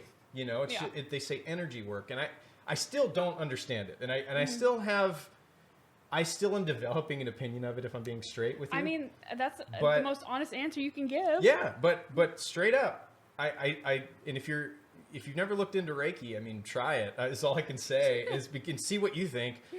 But I'm definitely gonna try it again, because I laid there for an hour, and they did energy work on me, whatever that means, and whether it did nothing or not, I mean, I don't know. But what it did force me to do is lay there still and just breathe for an hour. So if nothing else, I was forced to take an hour session and meditate. And she gave me this point, the Reiki practitioner. She said, imagine if you have this thought, right? You're getting this thought, this busyness in your head. Form that thought, if you can, into a leaf, like a physical image of a leaf, and let it float down a river. That's peaceful. And I tried it. And it sounded, when she mentioned it, I was like, okay, Leaf. good. What? Yeah, nice try, But I tried it, and I gave it an honest effort. And I would literally, every millisecond, I would have a thought come up, and I would force my brain to physically develop this image of this, like this TV screen thought, and force it into an object that resembled a leaf the best I could. I'm really glad, your Watch monkey it float brain down. wasn't like, is it going to be an oak leaf or a maple leaf? And then you go off on that tangent. 100%. I was like, well, yeah, and that's the curse. You're like, well, what kind of leaf? What, do I make it? Should I have it edges? Is or it fall? Is it fall? Is it colorful? brown or is it green? Like, does it have a long stem to it? How big is this leaf? Will it float? And you can't- Yeah, exactly. it's too much, and so you need to force yourself to simplify your thoughts in that moment. And I got to tell you guys, I had crazy visions. I had It was an absolute trip, and I can't even explain it. It's crazy. It was nuts. And if I told you in vivid detail, you would think that I was like shrooming at the moment or something like that. Because Hey, the it brain was is nuts. a weird organ. Your brain's nuts. And so when you allow yourself and really force yourself to sit still, that's what meditation is. You are there. We were talking about spirituality, and this is kind of where I was going with this. Joe Dispenza, I've mentioned many times before. Guys, please look into Joe Dispenza. Oh my gosh, because he's the only person I've been able to really hear put it in a scientific way for people like us noisy brain people to latch onto. He talks about meditation and he says, you know, your brain, your body, he says, is what he calls the unconscious mind. And the reason he calls it that is because your body is just doing what your brain tells it to do. It doesn't have the ability to think for itself. You control your body because, you know, I'm moving my hand up and down because my brain is telling it to move it up and down. But I can't tell my brain what to do without first stepping outside of my body somehow. That's a cool perspective. Isn't that interesting? You have to talk about spirituality and the soul and stuff like that in That's order to get interesting. into that. And that's why Joe Dispenza's philosophies are so fascinating, because he gets into stuff like quantum theory to support this. That's so weird because, like, in psychology, when we were learning, they were talking about, like, basically the theory of predeterminism, whatever. Predeterminism? That one. I can never say it right. That is a hard word to say. But they're like, you know, there's like, before you make a decision consciously, there's like a fraction of a second that your brain fires before you're consciously aware of it. But that right there is an interesting concept Yeah. because, like, We're finding out that it's not true yeah, that you just are a certain way. that's why I hate predeterminism. Right. Predeterminism. That is But like we have- spelling necessary. I hate it. Like, sure, we have our natural tendencies. Right. Absolutely. But you do actually have the ability to physically rewire your brain. Yeah. You can literally, and again, this is why I freak out so much about Joe Dispenza, because he'll show you videos of actual brain synapses disconnecting and then reconnecting to a different spot. I need to That look is more into that. that's actually what's happening in your brain when you are creating new habits. Neuroplasticity is cool. Oh my gosh, you guys. So cool. It's ridiculous. So I'm rambling on this a bit, but it's to say that this whole meditation idea and mental simplicity of calming your thoughts down and yourself down is incredibly difficult, especially if you're a noisy brain person like us two. But it involves you stepping literally outside of your body. You just kind of have to imagine and go with what I'm saying here. But you have to get outside of your body and tell your brain, I am in charge of you. Yeah. You are not in charge of me. It's interesting. Like, I know You are sitting still, whether you want to In the or not. corner. Yeah, Behave exactly. yourself. And that, when you think of it that way, I mean, it does kind of change your perspective a little bit, because then when your brain starts to freak out and you start to feel like, oh, I need to go do chores. I need to Yeah. go look at my phone. I need to go to work. I need to go do this. I need to go do that. Some distraction. Yeah. And it's really all it is escapism. Right. Oh, 100%. So when you're getting into this stuff, you are forcing your spirit and your soul to look inside itself and go, I'm in charge of myself. You know, it's interesting that you're bringing this up because it kind of like is weird that in my quest to slow down, I chose scuba diving of all things because It's a good choice. that's all you do. You are breathing and so like they make us do You drills. can't talk. You can't talk. They make you do drills where you have to like put yourself into panic mode, but you can't reach the surface, so you have to fix the problem as it's happening. Oh. So like for one, they make you take your mask off Oh, underwater I've heard of this. Yeah. and then put it back on and unflood it. Meanwhile, your brain's freaking out. Like it would when you're having like thousands of thoughts. It Right. goes through the gamut Flight of or you're gonna fight kicks die, in. you know, you're gonna drown, this is how it ends. But it is conscious control over those subconscious like brain patterns. Mm-hmm. And I've noticed like what you were talking about, it's the same thing. It's like forced meditation when you're scuba Right. diving. Because if you let your brain even kind of like do its own thing, you're gonna hit panic mode. And you can't panic underwater. You can't breathe underwater. You can't. Which, by the way, drowning, one of the most painful ways to die. Oh, yeah. terrifying ways. It took me Yeah. like a bajillion descents before I was even okay even putting my head underwater. It's just not a natural thing to do. I can't even imagine the stress that would. I have a really close friend that is used to be Mm-hmm. a professional diver. He hasn't dove in years. I was about to say dived. Dived. I like it. I don't know what I was going to say, but he's kind of a retired diver, if you Mm-hmm. will. But he used to talk about he went diving for it's like 7 or 8 years ago. That was his first time diving, and I think it was like 10 years. He said, and he had forgotten about the mental stress control that you have to go through, that Yeah. conditioning. And he had a moment down, and he's a deep sea diver. So See, I couldn't do that. This is too much. So, I mean, he had issues when he went with his buddy where he had to come back up to the surface for a minute and just calm down for a second Yeah. because he forgot about that part. Yeah, it's crazy. It sounds just like Joe Dispenza, where you're literally having to step out of your body and be like, you are going to be okay. You were going to be just All you can do is fine. breathe. Yeah. And that's literally all you can do. And I think for noisy brain people, I think sports like that are critical. I think that's why Yeah. weightlifting is the same way, because you can only focus on that lift in that moment. And Well, and you mentioned weight, and I'm glad you mentioned that. It's a perfect segue into this thought I was just having. because your self-care is that, isn't it? Well, it's a lot of that. Yeah. Working out has been an actual huge life-changing. I'm never going to stop. That's good. Now that I've gotten to a point, because it's been now since December since I started regularly working out, Good for you. and now it is officially habit, which is really interesting because now I don't even have to put it on a calendar anymore. It'll just what I do. My schedule's typically day on, day off, day on, day off, and when it's a day on, it just pops into my head like today's an on day. You know, I don't Your even have to internal look at it. notification system. Yeah, exactly. So it is officially habit now, which is really cool. That's awesome.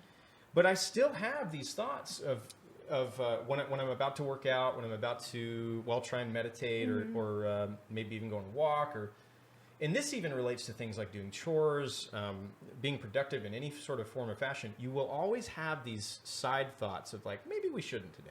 Yeah. Maybe we can push that off. You know, and Yeah. the whole stepping outside of your body thing, that's where that comes the most in handy. Oh, yeah, because the more depressed you are, that louder that voice is. the louder the voice is, Yeah. and you can step out and go, hey, voice, Shut up. I acknowledge you. Yeah, you have to acknowledge these negative sides of yourself Yeah. because it is you. Yeah. It's not you. Yeah. It's you. It's a piece of you. Nega Josh. Nega Josh.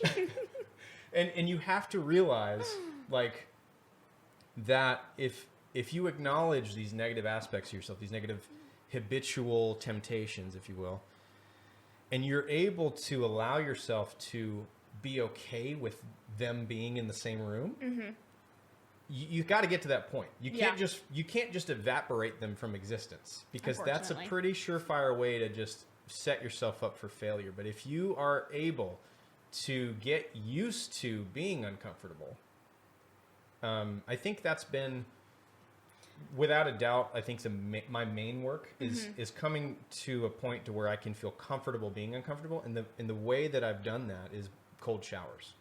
You do the Wim Hof Actually, method? I do the Wim Hof.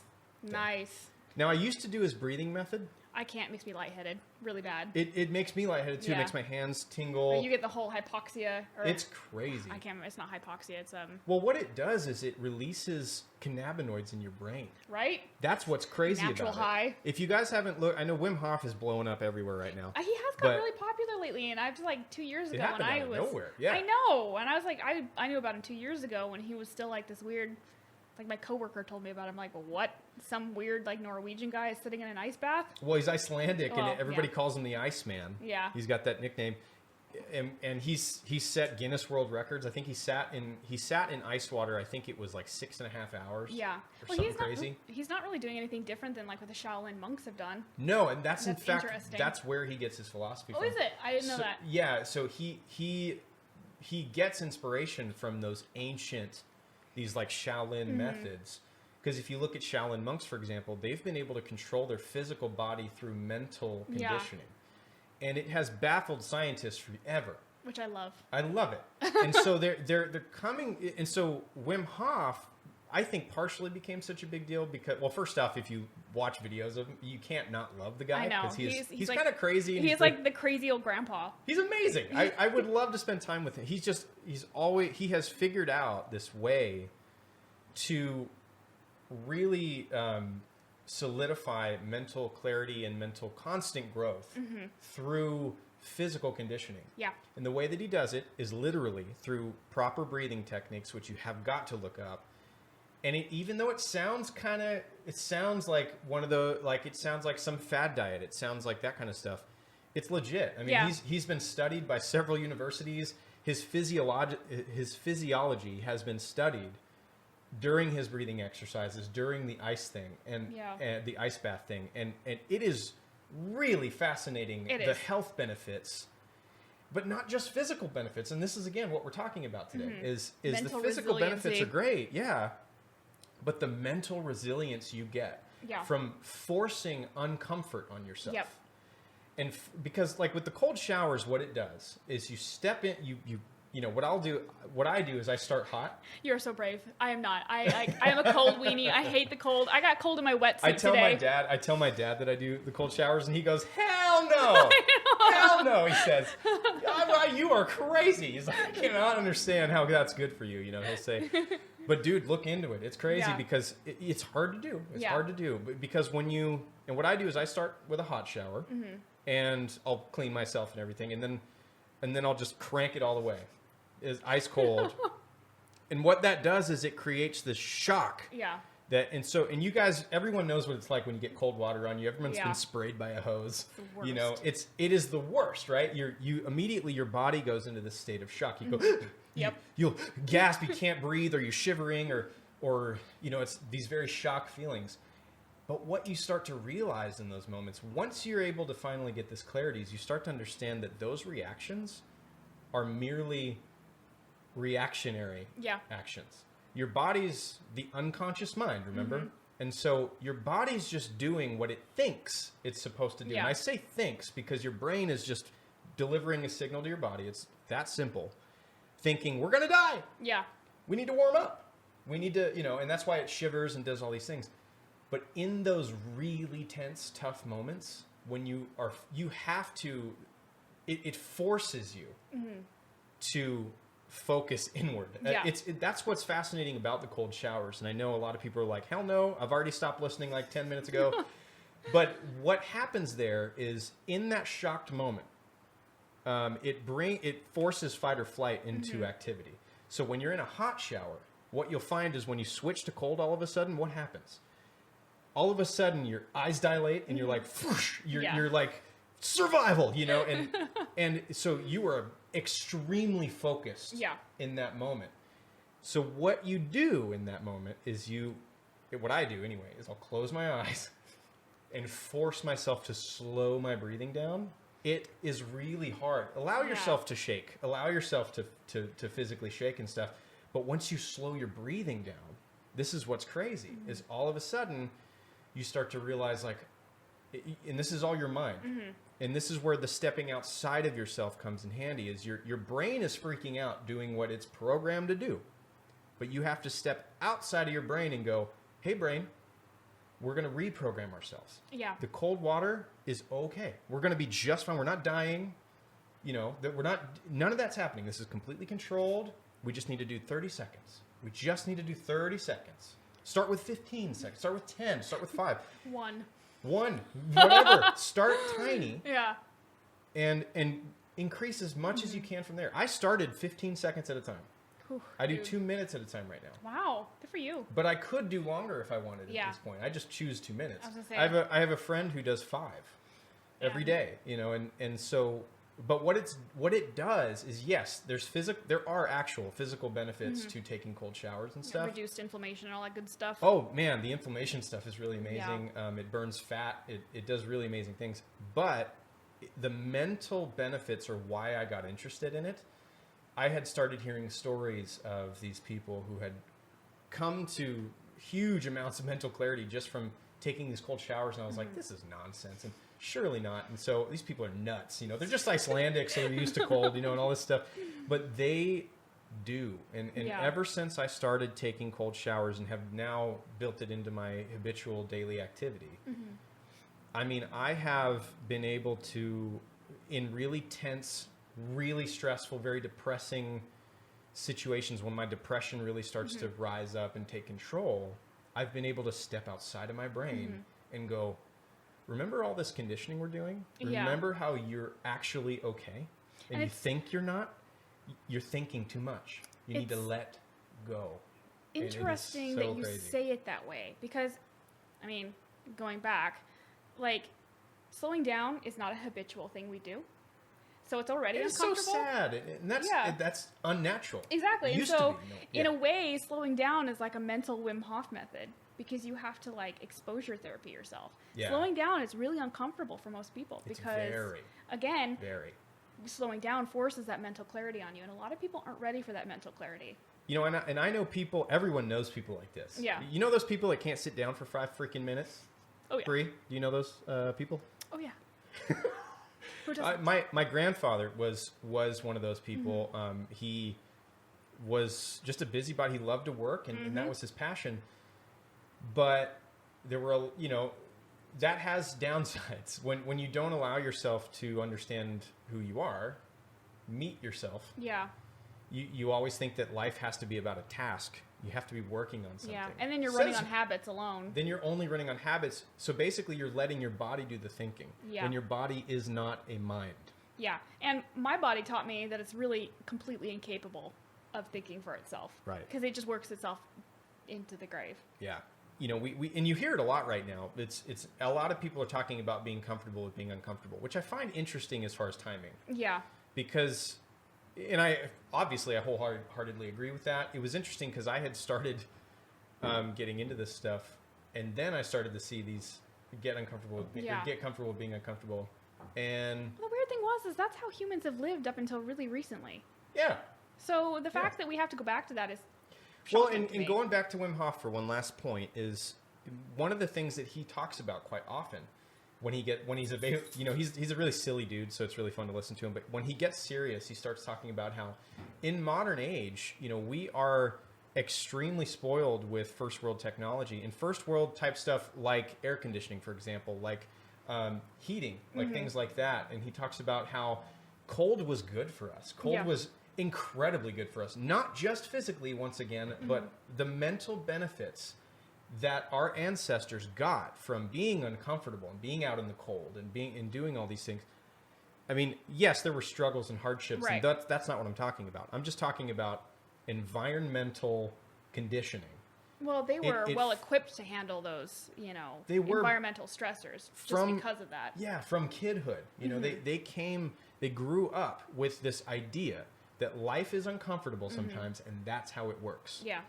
So it's not whether or not you are uncomfortable that determines what you can and can't do or will or won't do. Right. That becomes, it's not even part of the equation anymore. Right. It goes back to the choices thing. Yeah. It becomes what choice is going to lead to what result. Like if Right. I want to get to this result, you start to understand the importance of things like sacrifice. Yeah. And how powerful that can be. Absolutely. Sacrifice, agree with him or not, Jordan Peterson actually has a great way of putting it. I He says love Jordan Peterson. he's so... great. I disagree with some things he says, but I think he is amazing when it comes to self-growth. Absolutely. But that's his field. I mean, that's Yeah. his specialty.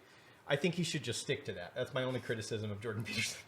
I disagree with him on, like, you will never find fulfillment unless you have children. I'm like, well, I don't know about that's your that. opinion. Yeah. But There's certain things he says where I'm like, maybe stick to mental health, you know, like. So anyway, so he says that the ancient like bishops of ancient times had figured out how to gamble with fate by way of sacrifice, and I'm not talking about sacrificing a lamb right. on an altar. I'm talking about how you give up something now for something far greater later. So the amount of something you sacrifice or an experience you sacrifice, the larger the sacrifice, the larger the reward. And I mean, you're getting into some pretty esoteric stuff sometimes when you talk about this, I guess. But you know, and we're talking about, you know, things I've Yeah. been working on since December or so, and sacrifice is probably the largest part of that. You can't really establish new habits unless you first end the bad ones. Well, you have to get out of the environment that formed those bad habits. Yeah, we always talk about starting new habits, right? Yeah. But we never talk about the first individual step of ceasing the old Yeah. habits first.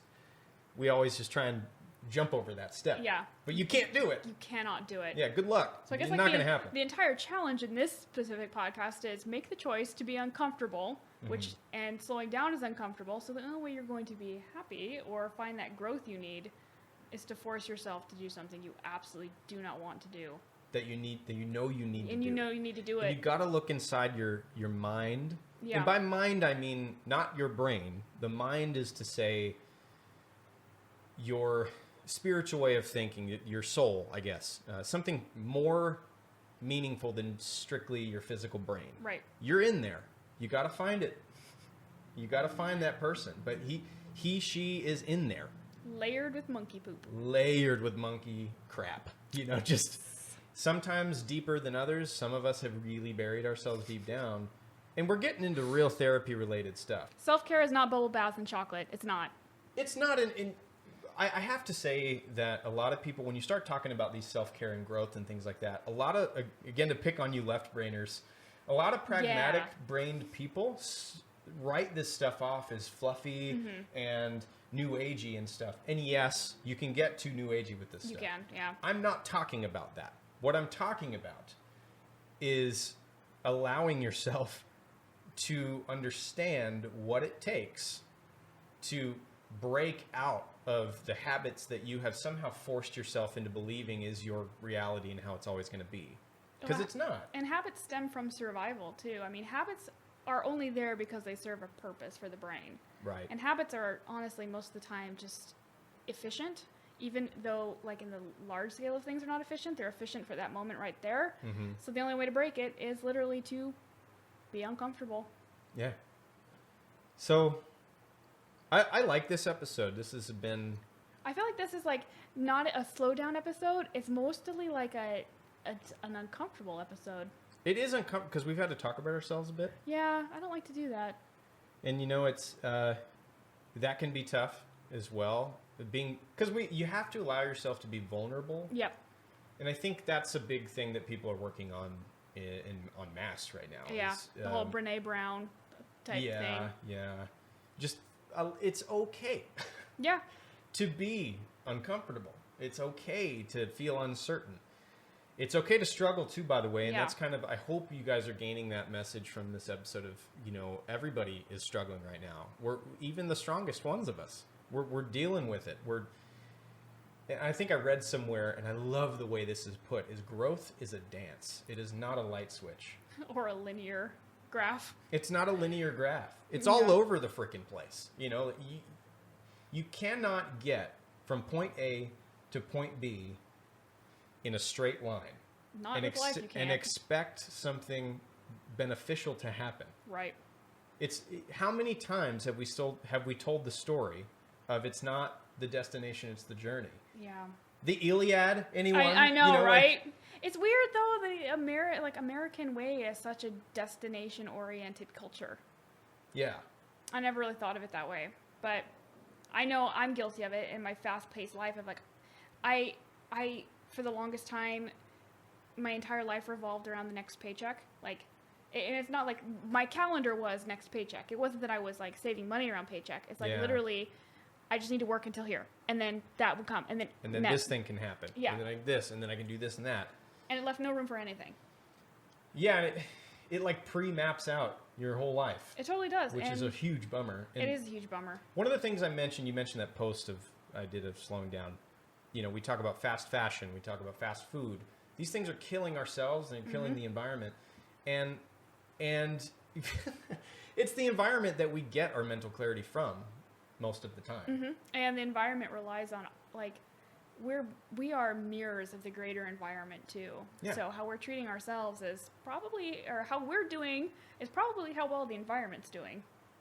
And we ain't doing too good. Yeah. It's okay to struggle. Yeah. I mean, we're all struggling right now, and And struggling If- is good.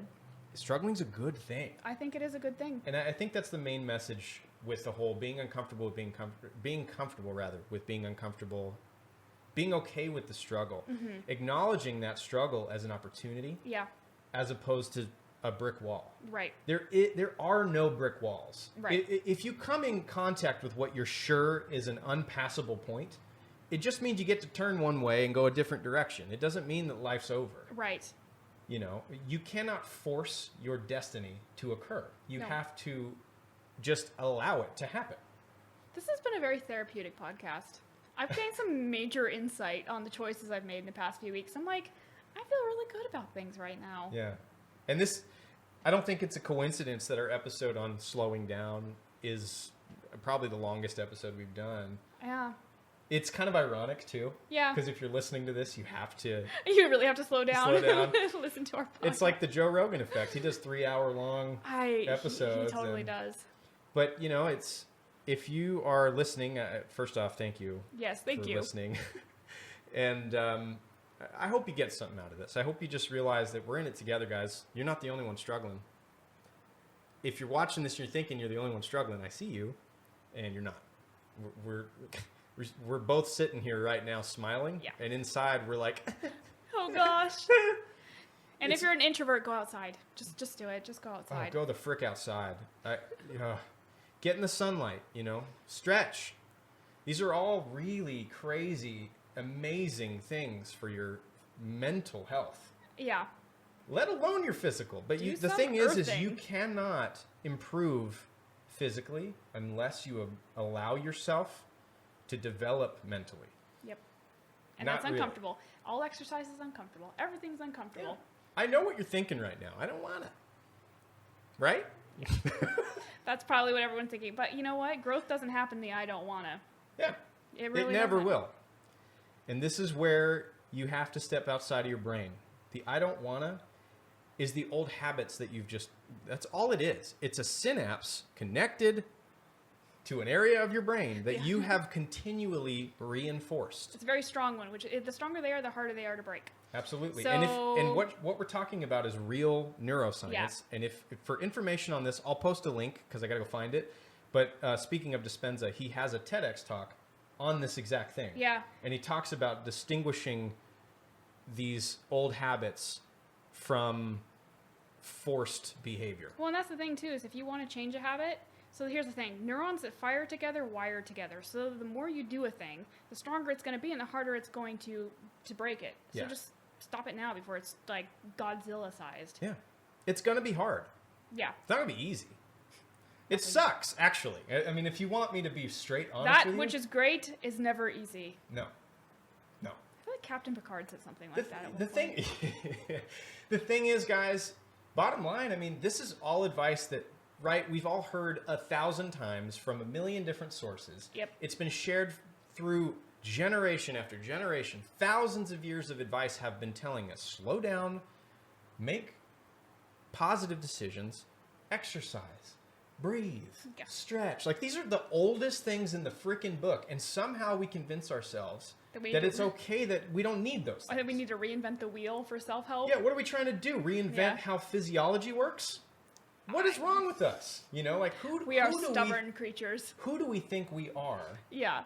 That's a good to question. rewrite how this works? I was It- just saying you that know? fast-paced life. That's the thing with fast-paced life. You become like the epicenter of your own universe, and you Right. lose sight of things. Right. And then You're you not feel- the center of the universe. You're a piece of it yes, in the system. in a system.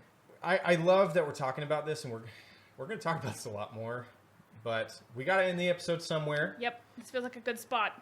So let's stop in one last piece of advice. What if you had to recommend a big tool that people could be working on from here as day one?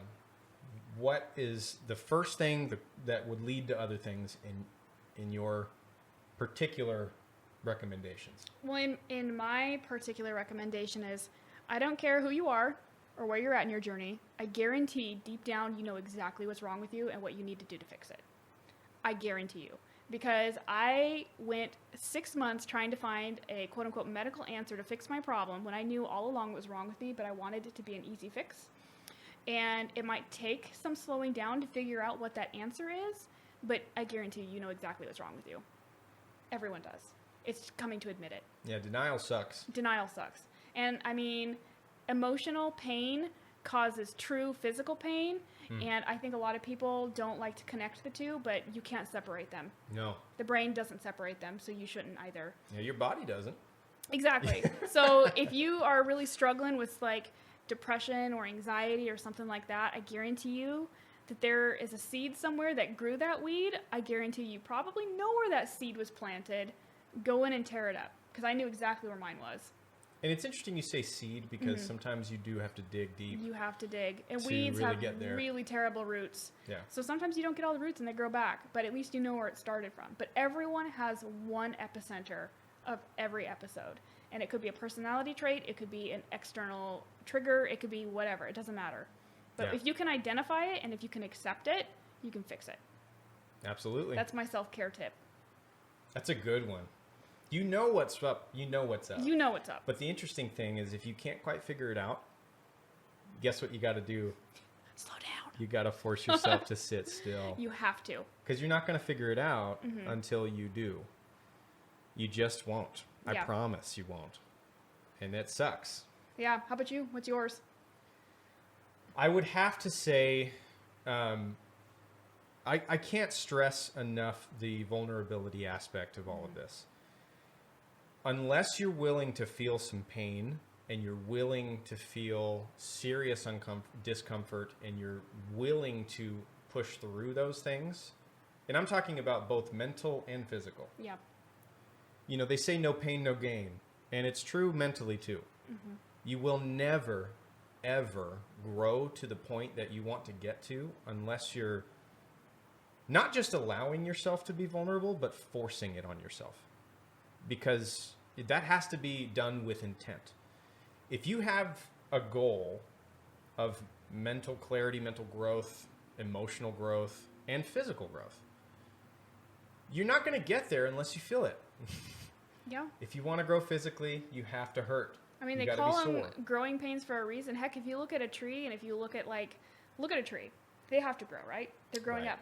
Look at how many splits in their bark they have. Oh, that's Look so at beautiful. how much they have to shed their bark Yeah. just to grow. And growth causes scars. It causes It does. bursts in the seams. It's painful, Yeah. but I mean, if you want to be resilient like a tree, you have to have some splits in your bark. Mm-hmm. You just do. So yeah, be vulnerable, guys. Force it if you have to. If it's not going to come naturally, because I mean, most of the time it won't. You just won't see growth unless you get there. Yeah, that's the other thing. You won't see it, but the people around you will. And I think that, That's- yeah. just to kind of throw the last log on the fire here, if you don't have a support group, find one. Everyone's, Oh, so right. Yeah. Yeah. I'm glad you mentioned that. Yeah. Build yourself, or at least get yourself into some kind of it doesn't even have to be a Yeah. whole community, but some kind of social. Yeah, because growth doesn't Capacity happen in there. a vacuum. And I mean, if we're going to go back to the tree analogy, a tree cannot grow without soil, water, fungi, believe it or not, Yeah. soil, bacteria, sun. The tree's growth isn't on its own. It puts in the work, of course. When you mention decomposition, that's it's another reminder from nature that death is a part of life. It is. Which means that if you are, what I'm trying to say is, we talked about habits. Kill them. You got to kill the old ones. They have to die. They can't just stay there and linger as this, third limb that's just like hanging out while you're trying to be healthy. There's that meme, I forget, and I think it's Ryan Reynolds, and he's like, and it says something about me trying to give mental health advice to other people, and he's like, looking hot and fancy like Ryan Reynolds does, and then behind him there's this huge car explosion. Exactly. And, Yeah. you cannot, you just won't be able to grow unless you felt that pain. And Yeah. for those of you who have already done it, you're sitting here nodding, I'm sure. So, first off, as Bree said, you know what's wrong. You know what the deal is. Allow yourself to know. Allow yourself to sit still and figure it And out. be if you okay can. with it. Be okay with it. It's going to hurt. Yeah. It's going to hurt. Give yourself permission to be okay with it, because some people need a Yeah. permission slip, and you're the only one who can write the permission slip in your life now. It's not your parents anymore, Yeah. sadly. So, and find community. some kind of community, someone, even if it's one friend, who will tell you honest truths and things like that. Support's one thing, but blind support is really dangerous. Very, very So dangerous. allow yourselves to sit still, find the problem, and be vulnerable and be uncomfortable and be okay with that. Because that's the true path to real growth, Yeah. and real clarity. And once you get there, you get addicted to that pain, actually. You do. And then you get addicted to the different options it opens for you. Oh, yeah. So many choices. Everybody talks about it. Look, you've heard this advice 1,000 times. We're not talking about anything. We're talking about stuff that we've read in books, Yeah, and we finally applied. that we finally figured out how to apply.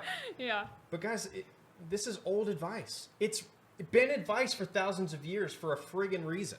So stop ignoring it. It's the best. I mean, I know it's tough. But the only reason it's tough is because you are focusing on what your brain has told you is comfortable. And that is depression, it is anxiety, it is negative thoughts. The only reason you're in that bubble is because that's where you've been. So the only reason you're still there is because you have convinced your brain to tell your body that that's your comfort zone. Mm-hmm. So you're lying to yourself. You're in serious denial. So force yourself outside of there and feel like crap for a Yeah. while. It's going to be so much better. Yeah. But you'll get there. And Yeah. you know what? DM us. Contact us. As two people with depression, we know. Please reach out. Reach out to the Instagram, Sustainable Culture Podcast at gmail.com. Comment, whatever it is. If you guys are feeling like despair and you're alone and you just cannot get out of this, you've got two people right here that are totally going to help you out. We're here for you. I love talking to people on Instagram. Yeah. It's like my favorite thing. Life's a struggle, man. We're both struggling. But we'll get there. We'll be struggling until we die, but that's okay. Make it a worthwhile struggle. Damn right. Make it a worthwhile struggle. Environmentalism is it's thankless work, but It we're is. but it's worthy. But it So- is fulfilling. So I hope you guys gained something out of this. Thank you so much. I'm glad Bree's back. Yeah, I'm glad to be back too. Yay! Look, if you like the episode and you feel like this is something that you have someone in your life that could hear this and maybe gain something out of this, whatever it might be, please do share us, like us, repost, whatever. It really does help the growth of the podcast. If you want to donate, you can do that. It's at patreon.com/Sustainable Culture Podcast. You can find us on every platform, basically, and so as well as YouTube, of course. Thanks for watching. And yeah, best wishes to you guys. Heal. Yeah, be gentle with yourself, Yeah. but uncomfortable. Yeah. Absolutely. Thank you for watching the Sustainable Culture Podcast. Thank you for listening. I hope you guys have a wonderful, wonderful rest of the week, rest of the month. We're here for you. Peace.